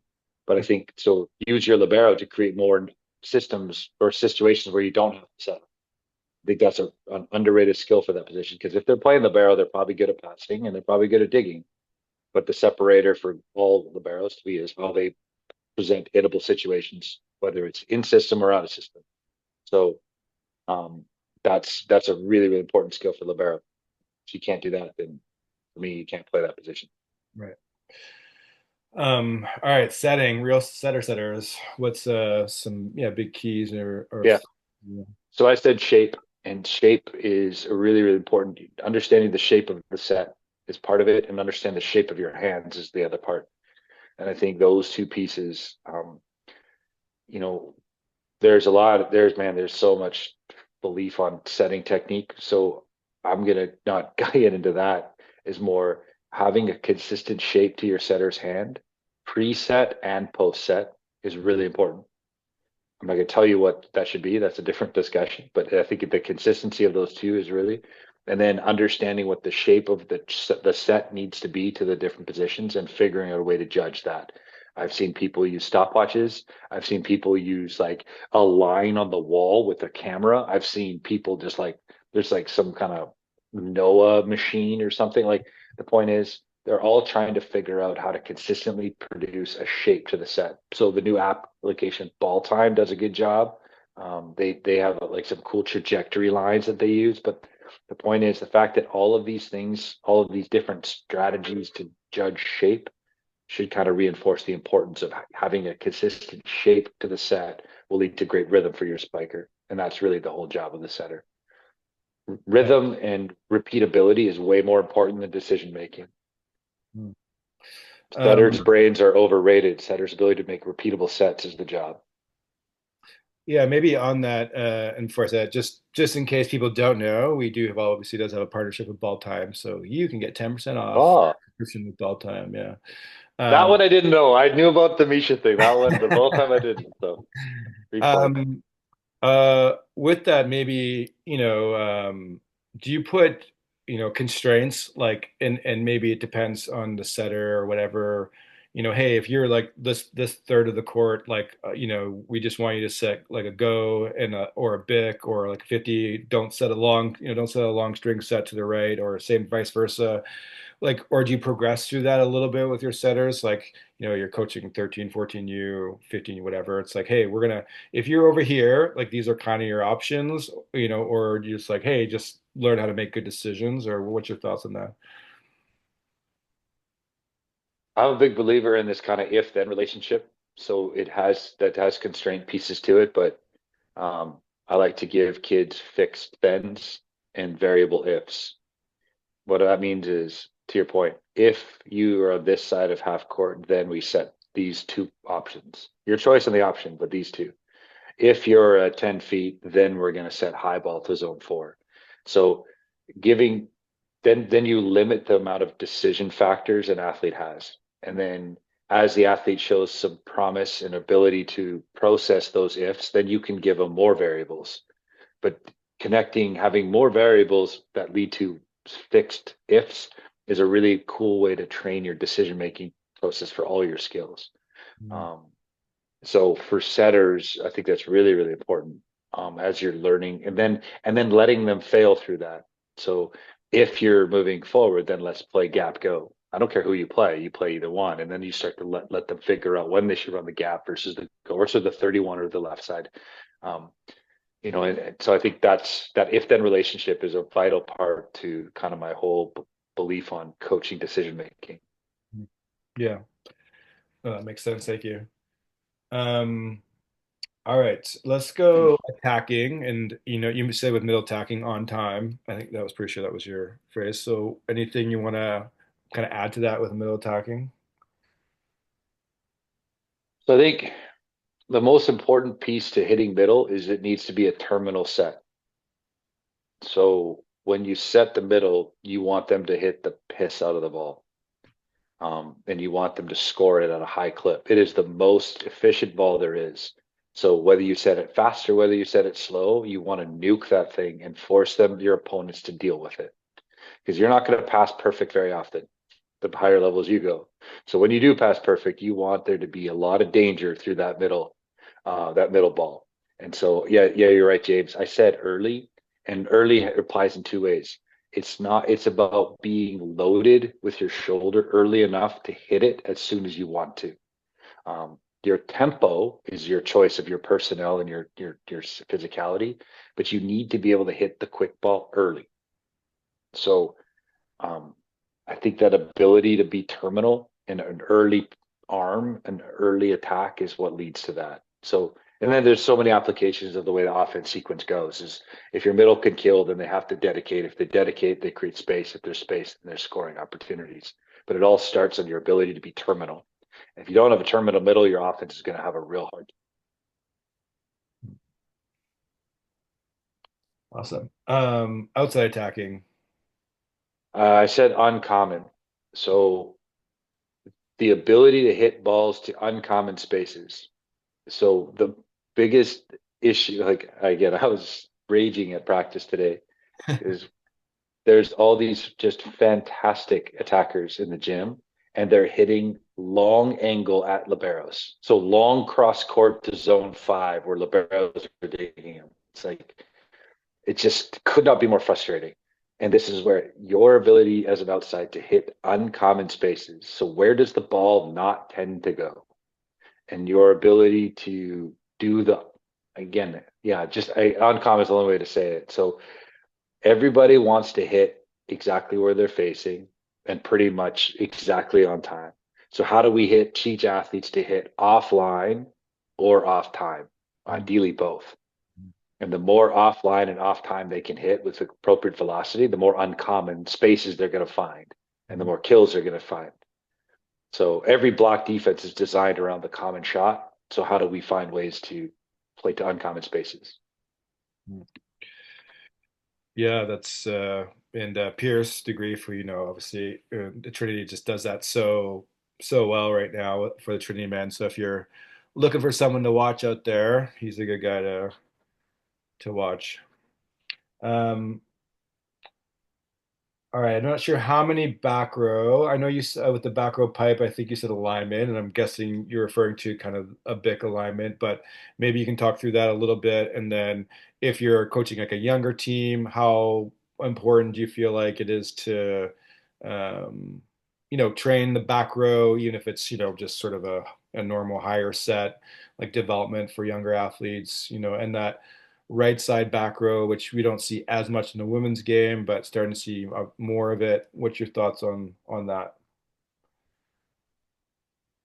I think the back row is becoming a vital part to the women's offense. And I think the way it's going is right now most women's teams that are running back row attacks are hitting it in a fixed point fashion.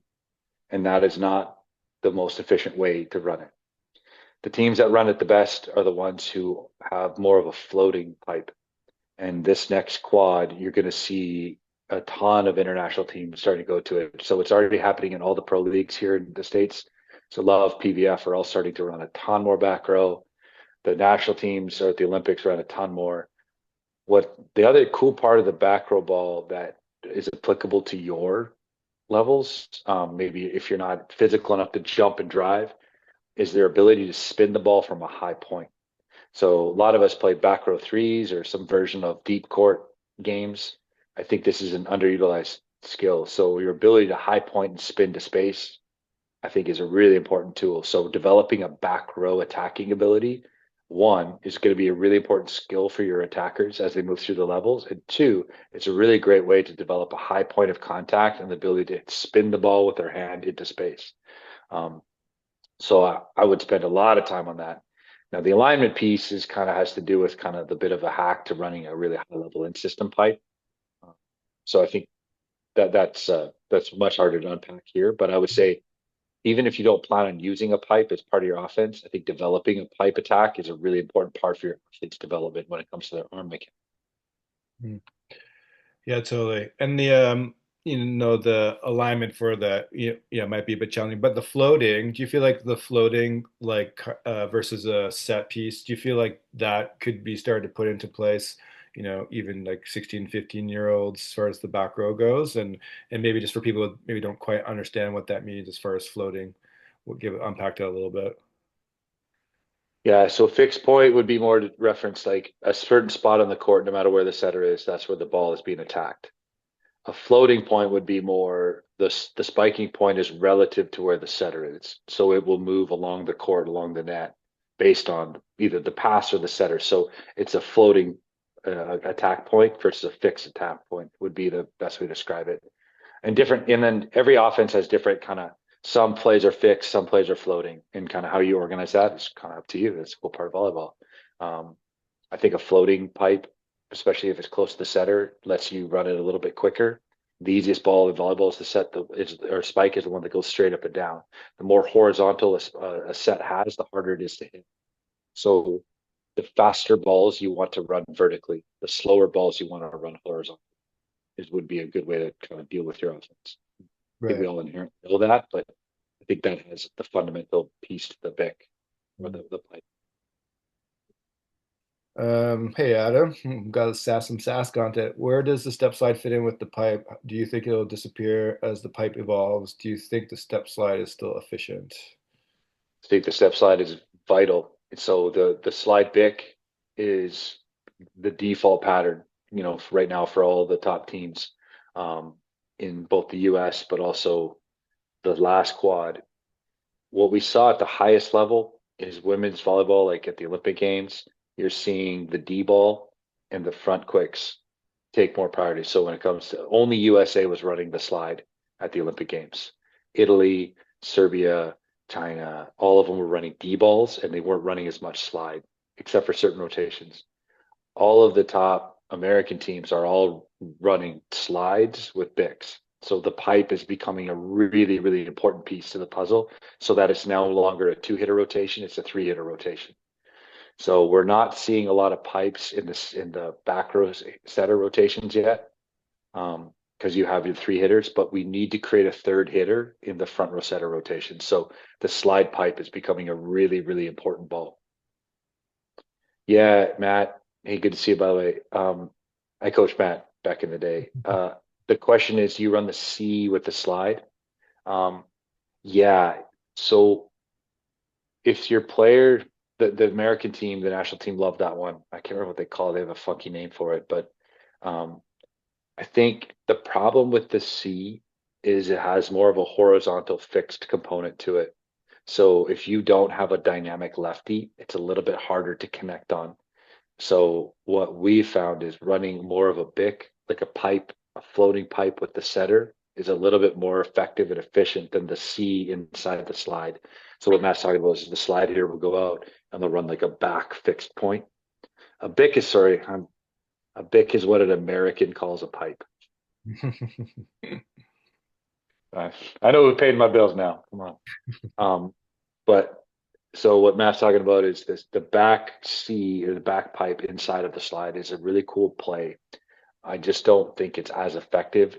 Even if your player is in zone one, if they were to drop inside in a line and run a front pipe, I've found that that's been a more efficient ball than the C, and it's easier to connect on in more situations.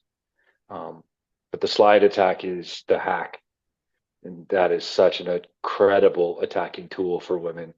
You create more horizontal drift, you get more natural torque, and you have more range and the ability to spread the court. Like for those who haven't really unpacked how to hit a slide, and this is something the men's game could really learn from. And if I had to go back and do it, man, we would have some slides. And I know Jackson's been hitting some slides this Yeah, year. I've enjoyed that. Jackson hit one I on know, the weekend. I've really enjoyed that, but it is in the men's game that has not been utilized. And I know, I've been the one arguing why not to. I would love to go back and try that with some of those freaks that I find with you. It is interesting too, and we won't hack on this too long, but so Joe, who did some webinars for us at the beginning of the year, he talked about some of the numbers and where we're scoring from and at the different levels, obviously. So Adam, I can share that with you if you want, but as far as like the slide, but his thing was like, yeah, if you can run a good slide, then yeah, but also like there's look to maybe run a bit more back row on the right side. And if you don't have someone that can run an efficient slide, then don't just keep beating it, like trying to force it, like find some different solutions. So he had some interesting numbers on that. All right, wing block. Wait, where are we? Outside talking about, oh, back, yeah. Oh yeah, middle blocking. So I think you said read. So for the middle blocking, so would you want to expand on that at all? Yeah, I just think you can't block things if you're not there. So the whole job is to get there. So can you see where to go fast enough, and do you have the movement skills good enough to get there? And once you're there, then we can learn to kind of how to touch the ball. But I think it all starts to the hardest part of that position is knowing where to go. And then second hardest part is getting there fast enough. And then the third part is touching the ball. So it all starts with just you got to learn how to see where you got to go. Mm. Um, Let's skip to the end of that for wings or for middles, and maybe they're different for you. I'm not sure now, but as far as like the actual doing, the touching the ball, like what would be sort of a cue? You're like, this is if I had one cue, this would be the cue I'd use for blocking. so he, the best blockers are the ones who block the ball, not block space. So how many times have you heard or seen blockers just jump and press over the net arbitrarily, taking up space? Because I think we've all probably been guilty of saying, "Yeah, I got to take space." Like, what's the point of taking space? Like, they're not going to hit your hands. So your job is to block the ball. So can we reinforce? You need to see where they're hitting the ball with their hand. You need to try to figure out where they're hitting the ball past you, and then how do you put your hands on the ball when it gets before it gets to the net? So this idea of taking space is not what the job is of a blocker. His job is to block the ball so it doesn't ever get to your court. And I think learning kind of that mindset, all great blockers have it. Like when they jump, they have intentions to stuff the ball, not to funnel. And this is kind of a really, really important upgrade for most people blocking. You see where they contact the ball. You know, we use that. If anyone play the game Angry Birds on your phone, so like this is I use this all the time. But essentially, where the contact point is, there's like a little dotted line that goes from where the contact point to the part of the floor where the ball is going. So the blockers essentially playing Angry Birds and just put their hands on that dotted line before the ball gets to the tape. So there's a lot of eye learning, a lot of eye sequencing, a lot of information gathering that goes to it. But the end of the day, the fundamental job is can I get my hands over the net on the line on time so they hit the ball before it gets to the net? And on Not that take point, space and not be square. Who cares? None of that. The only thing is get your hands on the ball before it gets to the tape. on that, and I think I know the answer to this question, but I won't assume. But are you what's the way to put this? In that, with that in mind, I'm assuming you're okay, and actually maybe would want your middles to not necessarily just close to the whip pin blocker, but like block where they think the ball is going to go, or what, or like how do you Yeah, how do you work that out within your system, where it's just like, well, our system is block the ball, so if a middle makes a different read than the outside yeah, blocker. I see this all the time, doing the Trinity games. Like that was a bad set block by that wing blocker. There's no way that ball should have been hit by, but the middles are just going and doing their job and getting their clean closing to their yeah. opponent. So do you agree with that statement? And do you have any sort of nuances to that? Yeah, two kind of phrase code advice. Again, your job, you don't get paid to close blocks. You get paid to make blocks. Like that's literally the job. So who cares if you never close a single block, but you get three stuffs? You're the best middle blocker of the planet. So who cares about closing a block? The only job is to get a stuff and touch the ball. The other thing too is we can't see ghosts when we play volleyball. And this happens all the time. Is people, how many times your athletes come off and you're like, oh, I thought he was going line. Like, well, you saw something that was a ghost. Like, it's not real.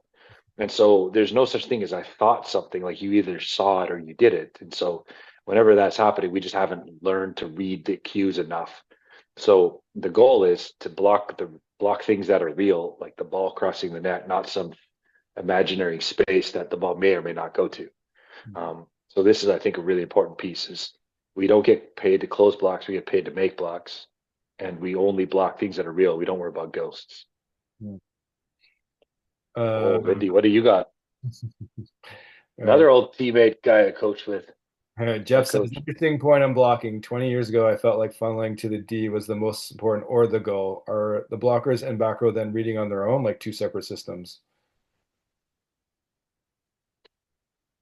Um, yes. So the Loch Ness Monster, Bigfoot, and the Ogopogo have one thing in common. What is it?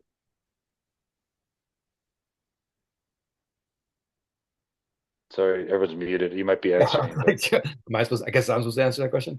I don't know. They don't exist. you're right. They don't exist, and I've neither never does seen them. the yeah, and neither does the shadow of the block. So what we know about spiking is the ball goes where it goes. So our job is to teach all the blockers and the defenders to read the reality of the spike, read the Angry Birds line, and make the appropriate move to that spot. Not you block this space, you funnel this space, because the reality is, why are we funneling a ball to a space that we're never going to hit? Now we're just putting defenders in spots that aren't even exposed by the hitter. So if the hitter's facing this way, why would we possibly need a defender right there? What we need to do is we understand that we have everyone spaced out on the court appropriately because they have certain zones to defend. But the reality is, use a football example. If the quarterback starts throwing the ball this way, why don't we want everyone running towards the ball? Why would they just stay over here when the ball has clearly gone that way? It's the same thing that happens in volleyball is if the spiker is hitting the ball this direction, we need the blockers to see the line and dive into it. We need the defenders to collapse to the point of attack and all reading the same piece of information. Can you imagine if 6 people all read every ball perfectly every time? What a great black defensive team that would be, as opposed to defending arbitrary spaces on the court that aren't being attacked. So the belief doesn't necessarily change because we don't know where the ball is going, so we have to have appropriate space. But I think the teaching point, what I'm trying to hammer the point home is, our job is to teach our players to block and read reality, not That's fantasy awesome, Ben. spaces. I, Does that make sense? yeah, that's awesome. I kind of wish I'd heard that back in the Trinity days because I feel like I was a great defender in beach where you're just kind of doing whatever, Yes. right? And Yes. then playing libero indoor, you're kind of in a spot. And I feel like if I had heard that back in the early days of college days and you just had like freedom to just do it and just dig it wherever it goes at any spot, I feel like it would have I felt like I was digging rigidly in a spot and it just didn't work, right? If I could just play indoor more like a beach player where you're just reading and reacting, but I never really felt that was instructed or portrayed back then, where that would be awesome to hear now. Yeah. I'm sorry, Jeff. I completely failed you as a coach in your days. You were a first year assistant. You're off the hook that time. Yeah, thanks, man. But I think that's a really great example because in beach, the game is all about reading shots and being patient and skilled enough to run the ball down. In indoor, the game is faster, so you can't expect a zone 5 defender to get all the way to zone 1. That's why you have court coverage. But I think to Jeff's point is we don't want people to defend a space on the court. We want them to defend the ball. So our best time is spent teaching them how to read what the attacker's cues are telling us, read the trajectory of the ball, and be able to put ourselves close enough to that Angry Birds line and then skilled enough to have enough range to defend it or block it. And I think that's kind of the misunderstanding of block defense. Instead, we just place people where we think the ball is going to go, and we eliminate the most important skill of reading, and eliminate athletes like Jeff was saying, who have great read skills. We just tell them that you got to get this ball, and then next thing you know, they're robots standing there getting hit by things. There's a good clip I used to use, like for coach development. It was like Pete Carroll and coaching the Seahawks and Marshawn Lynch, and he's like coming over to Marshawn on the bench, is like telling him like, "Hey, we're gonna do this," and then you go do this, and he's like, "I'll just read it, bro." He's like, "I'll just read it." Yeah, totally. It's like he's like trying to explain to him. He's like, "I'm good, man. I'll just read it." It's like that's like a good example of that. All right, where were we? Oh, sorry. Ben. Oh, hey, yes, Pango. Long-time listener, first-time caller. Hey, buddy, good to see you. You too, man. I don't want to rabbit trail the blocking thing too much.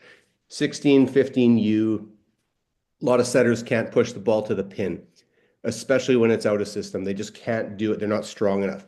So the ball's coming cross court from left side, especially it's 85% of the time at least, unless you're playing in an elite team. So how does that sort of jive itself with, reading, but also taking away space? Yeah, because I can set up my guys. If I got big boys, I can set them up there. We're going to touch everything. Yeah, cool. I love this. This is a good question. So here's a phrase: we don't go anywhere unless we see something or know something. And what you're describing is something we know. And then that concept of common and uncommon is really important. So what we know is the setters are setting the ball inside. And what we know is balls set inside are hit mostly angle. So what we can do is we can position ourselves defensively and blocking wise to what we know. And then from there's still the read component. So what you're suggesting is because they set inside, we want the blockers to set up more an angle, and we also maybe want to shift their defense more to be more angle. The point is, after we've shifted our starting point towards the common shot and to what we know, now we need to make sure we create the freedom for our athletes to read the situation and react to what is real from what we know. So you want to defend the common spots and make them hit the uncommon spaces. That's the cool part of volleyball is it's not soccer. 1 point doesn't end the game. So if they can hit an uncommon shot, it's like, congrats, do it 24 more times and you've earned the victory. So we want to stop the common things, especially the younger. So to your point, Jeff, yeah, if you know that, then that's part of your tactic. You can set them up inside, be prepared for the angle, and then teach them to read for the variation away from the, if that makes sense. Yeah, I like that. Thanks, Ben. I think that incorporates both, your tactics and the preparation like we talked about, but then also the fundamental reading skill of athletes. Yeah. Well, a big picture, I'm trying to think about how I prepare my athletes for the next level, whether that's you, Totally. whether that's some other level, but I don't want to get in the way and teach them something that's going to fail them down the road. So it's got to be both. At the same time, you said you want kids that win. So part of my job is to help them win games, learn how to do that, right? Yeah. And that's thinking through it. Yeah, I love how someone's paying attention. It's awesome.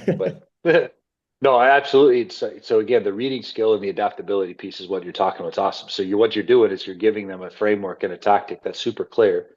And when the ball is set like this, we want to play like this. But then we need you to be free and play and execute inside of that with your read and your fundamentals. And I think that's exactly the deal. And that's applying principles to context. And I think that's really good coaching is when you start applying universal principles to your unique context of your opponents, your age group, your skill set, et cetera. And I think those things lead to success at all levels because they're applying universal principles to context. And that's the whole problem solving piece that all really great performers have.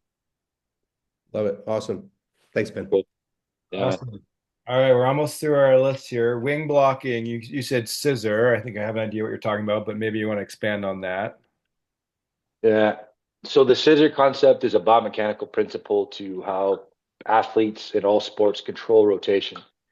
So we're going to all cheer for Canada on Thursday, and I really need it to go well for us. But you think about somebody taking a slap shot. So when they take a slap shot, their back or their behind leg will kick behind there. So the stick goes in front and their foot goes behind. I don't know if you can visualize this. Kind of like bowling. Kind of like bowling. Exactly like bowling.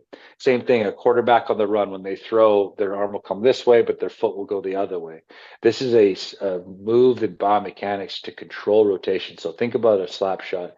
If they were to take a slap shot and they didn't counter or scissor their feet that way, they would just spin out of control and fall over on the ice. So these are tools that the body has done with our torque and our counter rotation to try to control the rotation to leave some kind of control in our landing. So how that applies in volleyball is when we make our block move, when we jump, we're going to, especially in a swing block move or an X3 or whatever you want to call it, what we're going to do is we're going to make this big move and we have all of this rotation momentum. And if we don't act upon it, it will continue to rotate until we hit the ground or until some force acts upon the rotation, which would be the ground. So what we need to do is figure out, so when we jump, can we scissor our feet in a way that stops the rotation so we can keep our hands over the net longer, which allows us more time to touch the ball before it gets to the net, which is the fundamental part. So what happens, and women's volleyball struggles with this the most, is we do these swing block moves. We jump and we land sideways or sometimes almost back. And so if you look at that, that means one, we took where we jumped, we had to know where the ball is being hit as we jump. And then we're only over the net for just a small fraction of time. So the amount of reads required to be precise with our hands before the information is presented itself is next to impossible. So it's almost like pure luck when we block the ball sometimes with that type of mechanic. So how do we use this scissor move to control rotation so we can keep our hands into the positive space longer, which allows us more margin of error and more range to touch the ball. And so this simple biomechanic rule or principle allows us to have more control with our hands, which allows for more opportunity to touch the ball, which allows for more better reading and range. Mm. Yeah, the cool thing is probably, if you've never seen or coached this before, but you probably have some athletes that are just doing it naturally because Correct. they just sort of their body just has figured it out, and you probably have some that don't. So yeah, it's an interesting thing, but something you can kind of just look at your team and see, hey, who's doing it, and then you could use them as your demo as your demo athlete. Yeah. Uh, Cool. All right, we'll have a few questions left if you're okay, Ben. So Sure. defense, you said, I can't remember what you said. What'd you say? I Pancake? said pancake. Yeah. Partially because I just got this hang up with how many times have you seen an athlete work their tail off? They get to the ball and then they like do this kind of fist J thing and it just goes sideways into the crowd. Like, really? You just worked so hard to get there. And even at best, it was going to be this low dig. So I just think the pancake is such an underutilized skill. So the goal is to put two hands on the ball and get the dig twice the height of the net. If you can't, then don't risk it. Just put a cake under it so that somebody can make a good bump set. We can get it. What we don't want is perpetuate chaos. The whole point of a dig is to kill it. If we're not going to kill the dig, then what was the point? We just wasted everyone's time by keeping a rally going. So if every dig needs to lead to a set, which leads to a spike opportunity, like that's the whole point of defense. So how do we prioritize our dig to kill? That, and so the pancake's an underutilized skill for me because everyone tries to work really hard to touch it, and it just gets really, really crazy when they do touch it. Hmm. Here's a question for you. I think maybe, especially with your context for the last few years, but Yep. obviously on the men's game, like the velocity is quite high. And I know on the women's game at that level it can get pretty high, but you see a lot of the liberos or defenders in the men's game, and just a lot of this being taught kind of online now, just sort of like just platform the ball, right? Just get your arms out, let the ball paddle the ball, so to speak, and then you see some guys, particularly let's say noisy buckets or whatever, and they're teaching, sort of females to do the same thing. Like, are you guys teaching that like at Kentucky or Texas? Are you teaching the women to like, have like paddle the ball, like arms out, or are you basically like, the velocity, we have time, we have time to get our platform together? I'm just interested to see what you've experienced. So what like Dustin at Noisy Buckets is teaching a lot is it's a really good men's principle because like I just said, told you like some of the girls here are playing volleyball since they're 8. So most of the guys you're coaching don't start volleyball till they're 14, 15 if they're lucky. So think about the amount of thousands of platform contacts different. So, but yet since the moment we could, start to as like little babies, we started using our hands. So our hand control and hand dexterity from the very, very moment we started picking things up, we started knowing how to use our hands. But as volleyball players, we didn't start using our platform to create rebounding angles since we were 14. So that's one of the principles that Dustin's doing with No Easy Buckets is he's trying to use something that everyone's natural at. So if I throw you something, you're going to use your hand to catch it. You're not going to use your arm to deflect it. So that's like the natural human instinct is to use their hands. So what Dustin's trying to do is take advantage of this natural human response to a projectile and use your reaction time and your dexterity to deflect it. So it kind of cheats the whole system of learning how to create an angle and manipulate a platform. So I think using your hands really fastballs makes a lot of sense. I think the more it's just harder to control some of those things. So again, you start with bulk. So if it's really fast and you want to use your most dexterous thing to touch it, as it slows down, we can actually put a surface behind it and think about like both your arms out in a big. And then as we have more time, that we can connect our platform. And as we have more time, we can actually lock our platform and think about accuracy. So it starts from a bulk touch, with it's just something touch the ball so it doesn't hit the floor, to a surface, to a platform, to a sweet spot, to an angle. So now we're talking about from the hardest thing to the easy, or to the gross motor skill to a fine motor skill set. So what we do know is in women's volleyball, people rarely hit the ball hard enough and steep enough that we can't create some kind of play. But in men's volleyball, like you said, there are balls that are hit that are just too fast, so that using an open hand, quick, dexterous surface is an easier one. So I think the principle for this is you need to touch the ball before it touches the floor. That's the rule of the game. And then that touch needs to lead to precision. So how do we use create surfaces that allows for more range, create more connection, which allows for better sweet spot, and then leads to more precision. So first touch, then dig, then touch, if that makes sense. Yeah. Yeah, yeah, for sure. Now, again, Dusty makes a lot of money teaching something that's new. So Yeah. it's not a wrong skill, but his business is built on something that no one else is teaching.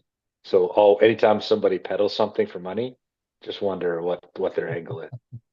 And I love Dustin. He's great, but he's Yeah. making money off that. So he's got to come up with something clever. Yeah, no, that's fair. Um, okay, we did talk about libero, and I think you said hand setting, but I don't know if you wanted Yep. to add anything to, obviously libero, super important. We really lucky, obviously, at Trinity to have really high level liberos.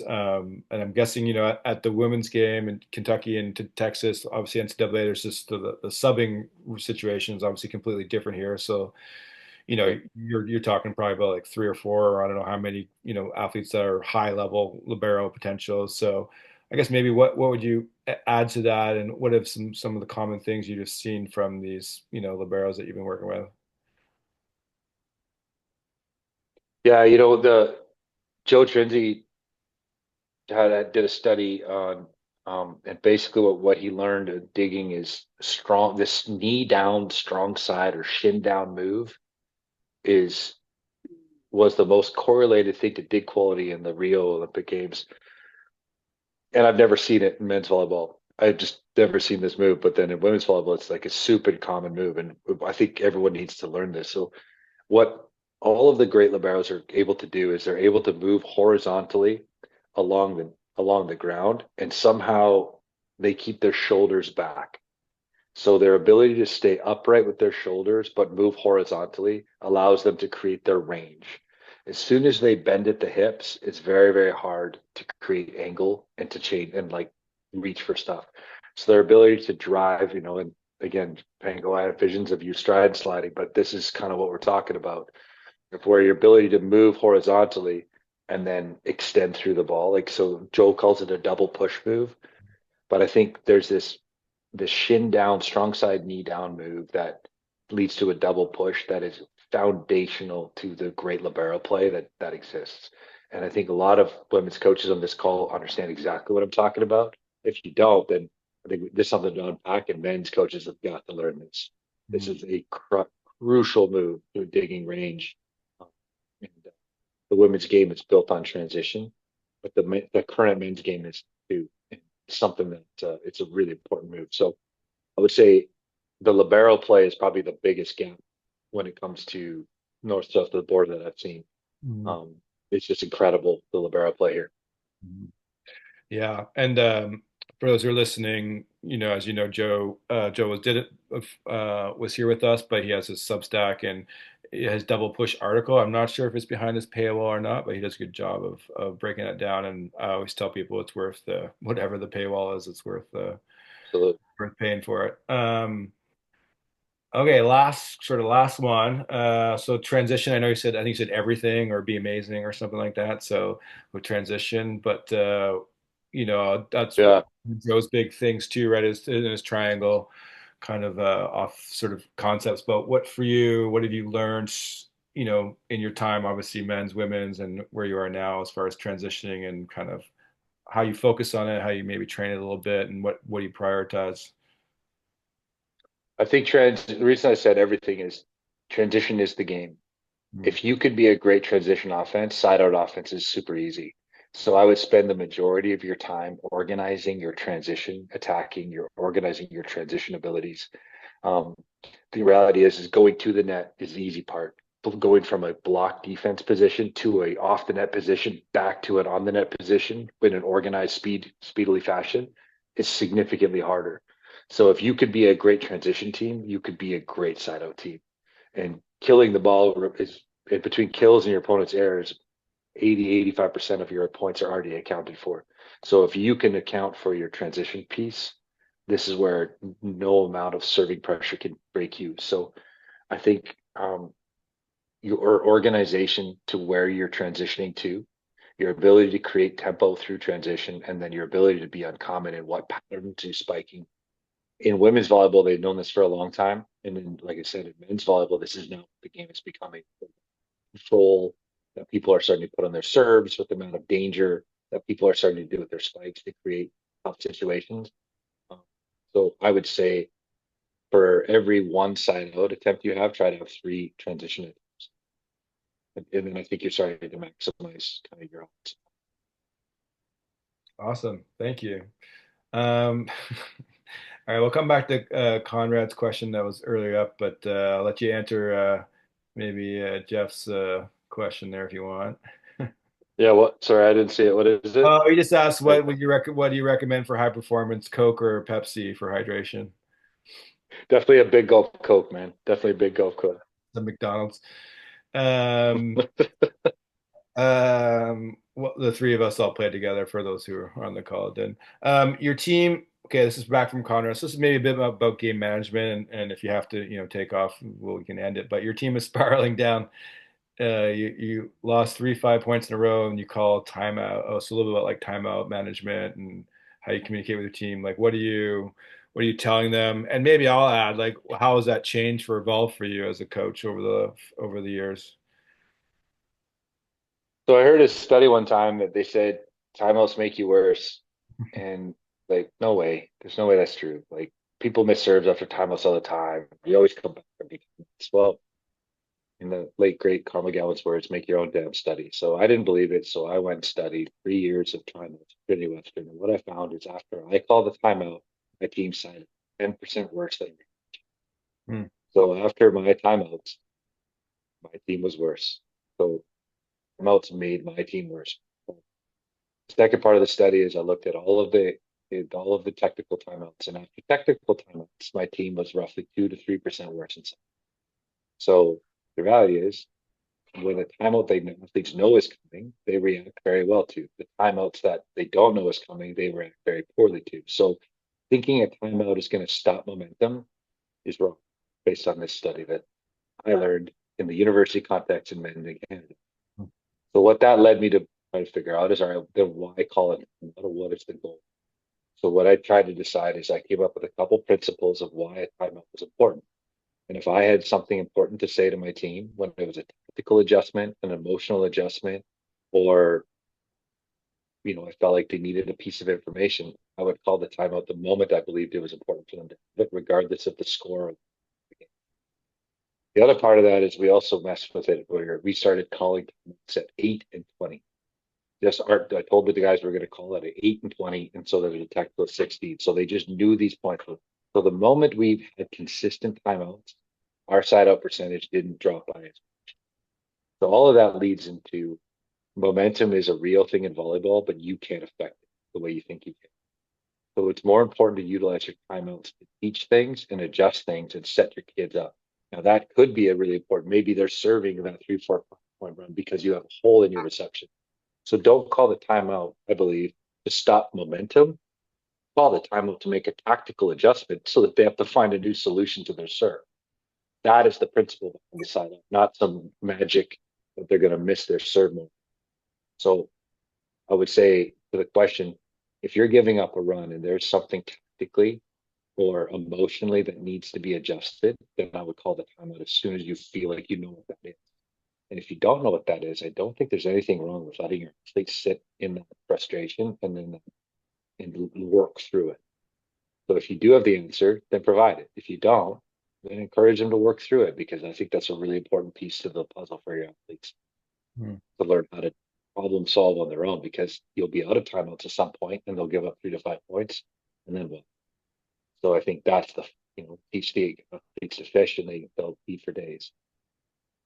Do you feel like so let's say there's a coach on here that sort of takes that, advice and runs with it, and sounds like good advice. Do you think it's important for them to have that conversation with their athletes ahead of time? Hey, I'm not gonna, if we're struggling a little bit, I'm not gonna call timeouts like I maybe used to, just to kind of give their athletes a little bit of a heads up, or I'm gonna call timeouts, for these reasons, or do you just feel like, just see what happens? Like, what's your thoughts there? That's a great question. I don't know if I have a great answer for that, but I think probably don't tell them about all the stats I just told you. That probably doesn't help. But I do think, hey, I think teaching them that we value their problem solving ability and to deal with adversity and work through stuff together, I think that's never a bad thing to encourage. Say, you know what, this is, and that again, that's in line with my philosophy of the athletes are the ones who win and lose games, and our job is to remove the hindrances that stop that. And their ability to problem solve through pressure is a hindrance to performance. So I want them to experience that as many times as they can and succeed through it. So I think probably some level of communication is always good. I think having some ambiguity and frustration, and I think is part of the learning process for them too. Awesome. I'll ask one last question if that's okay. Yep. Let's you mentioned Doug, sharing the no harm thing, and I when I worked with Doug, I took him out for coffee or whatever, and I want to know, they had just come off 6 national championships in a row, and so I was like, Doug, what's your one piece of advice? And you gave that kind of do no harm. That's what he said to me. So, for you, like, not that it has to be like just one thing, but if there's a few things, nuggets that you would kind of, want to leave us with, but in regards to coaching, that you've kind of learned, over your many years, obviously, of coaching, what would one or two of those things be for you? So I'll leave you with my kind of core coaching philosophy, and it's a quote by Saint Augustine, and it's in essentials unity, in non-essentials liberty, in all things charity. And what that means to me with coaching is if it's essential, and whether it's a skill, a system, or a cultural piece, how to treat a teammate, if it's essential, it's crucial that your team is unified in the way they do it. If it's not essential, like how they tie their shoes, sorry, John Wooden, but if it's, where they serve from, zone 5 or zone 1, whether they have high socks or low socks, like there's so many non-essential things in the game. Then I believe it's liberty, like leave a lot of freedom for your athletes to express themselves and be creative if it's not essential. So if it's essential, we're unified and consistent. If it's not essential, then there's freedom to allow for people to be creative. But in all things charity, or in all things, we need to be great to the kids. We need to care for the athletes that we coach. Everything we think, say, and do needs to be for their better. To Doug's quote, do no harm. So I think that's kind of my core philosophy is I got to decide what's really, really important to me as a coach, but also to our style of play. And we're going to train those things to be really unified. So the great teams I've had that have been great, have been incredibly unified with the way they run certain patterns and serve certain balls. And the things that aren't essential, then let kids be kids and players be players and coaches be coaches. But in all things, how we treat people is kind of our mark as a coach, and what we'll be remembered for now. A couple wins here or there. Awesome. Thanks, Ben.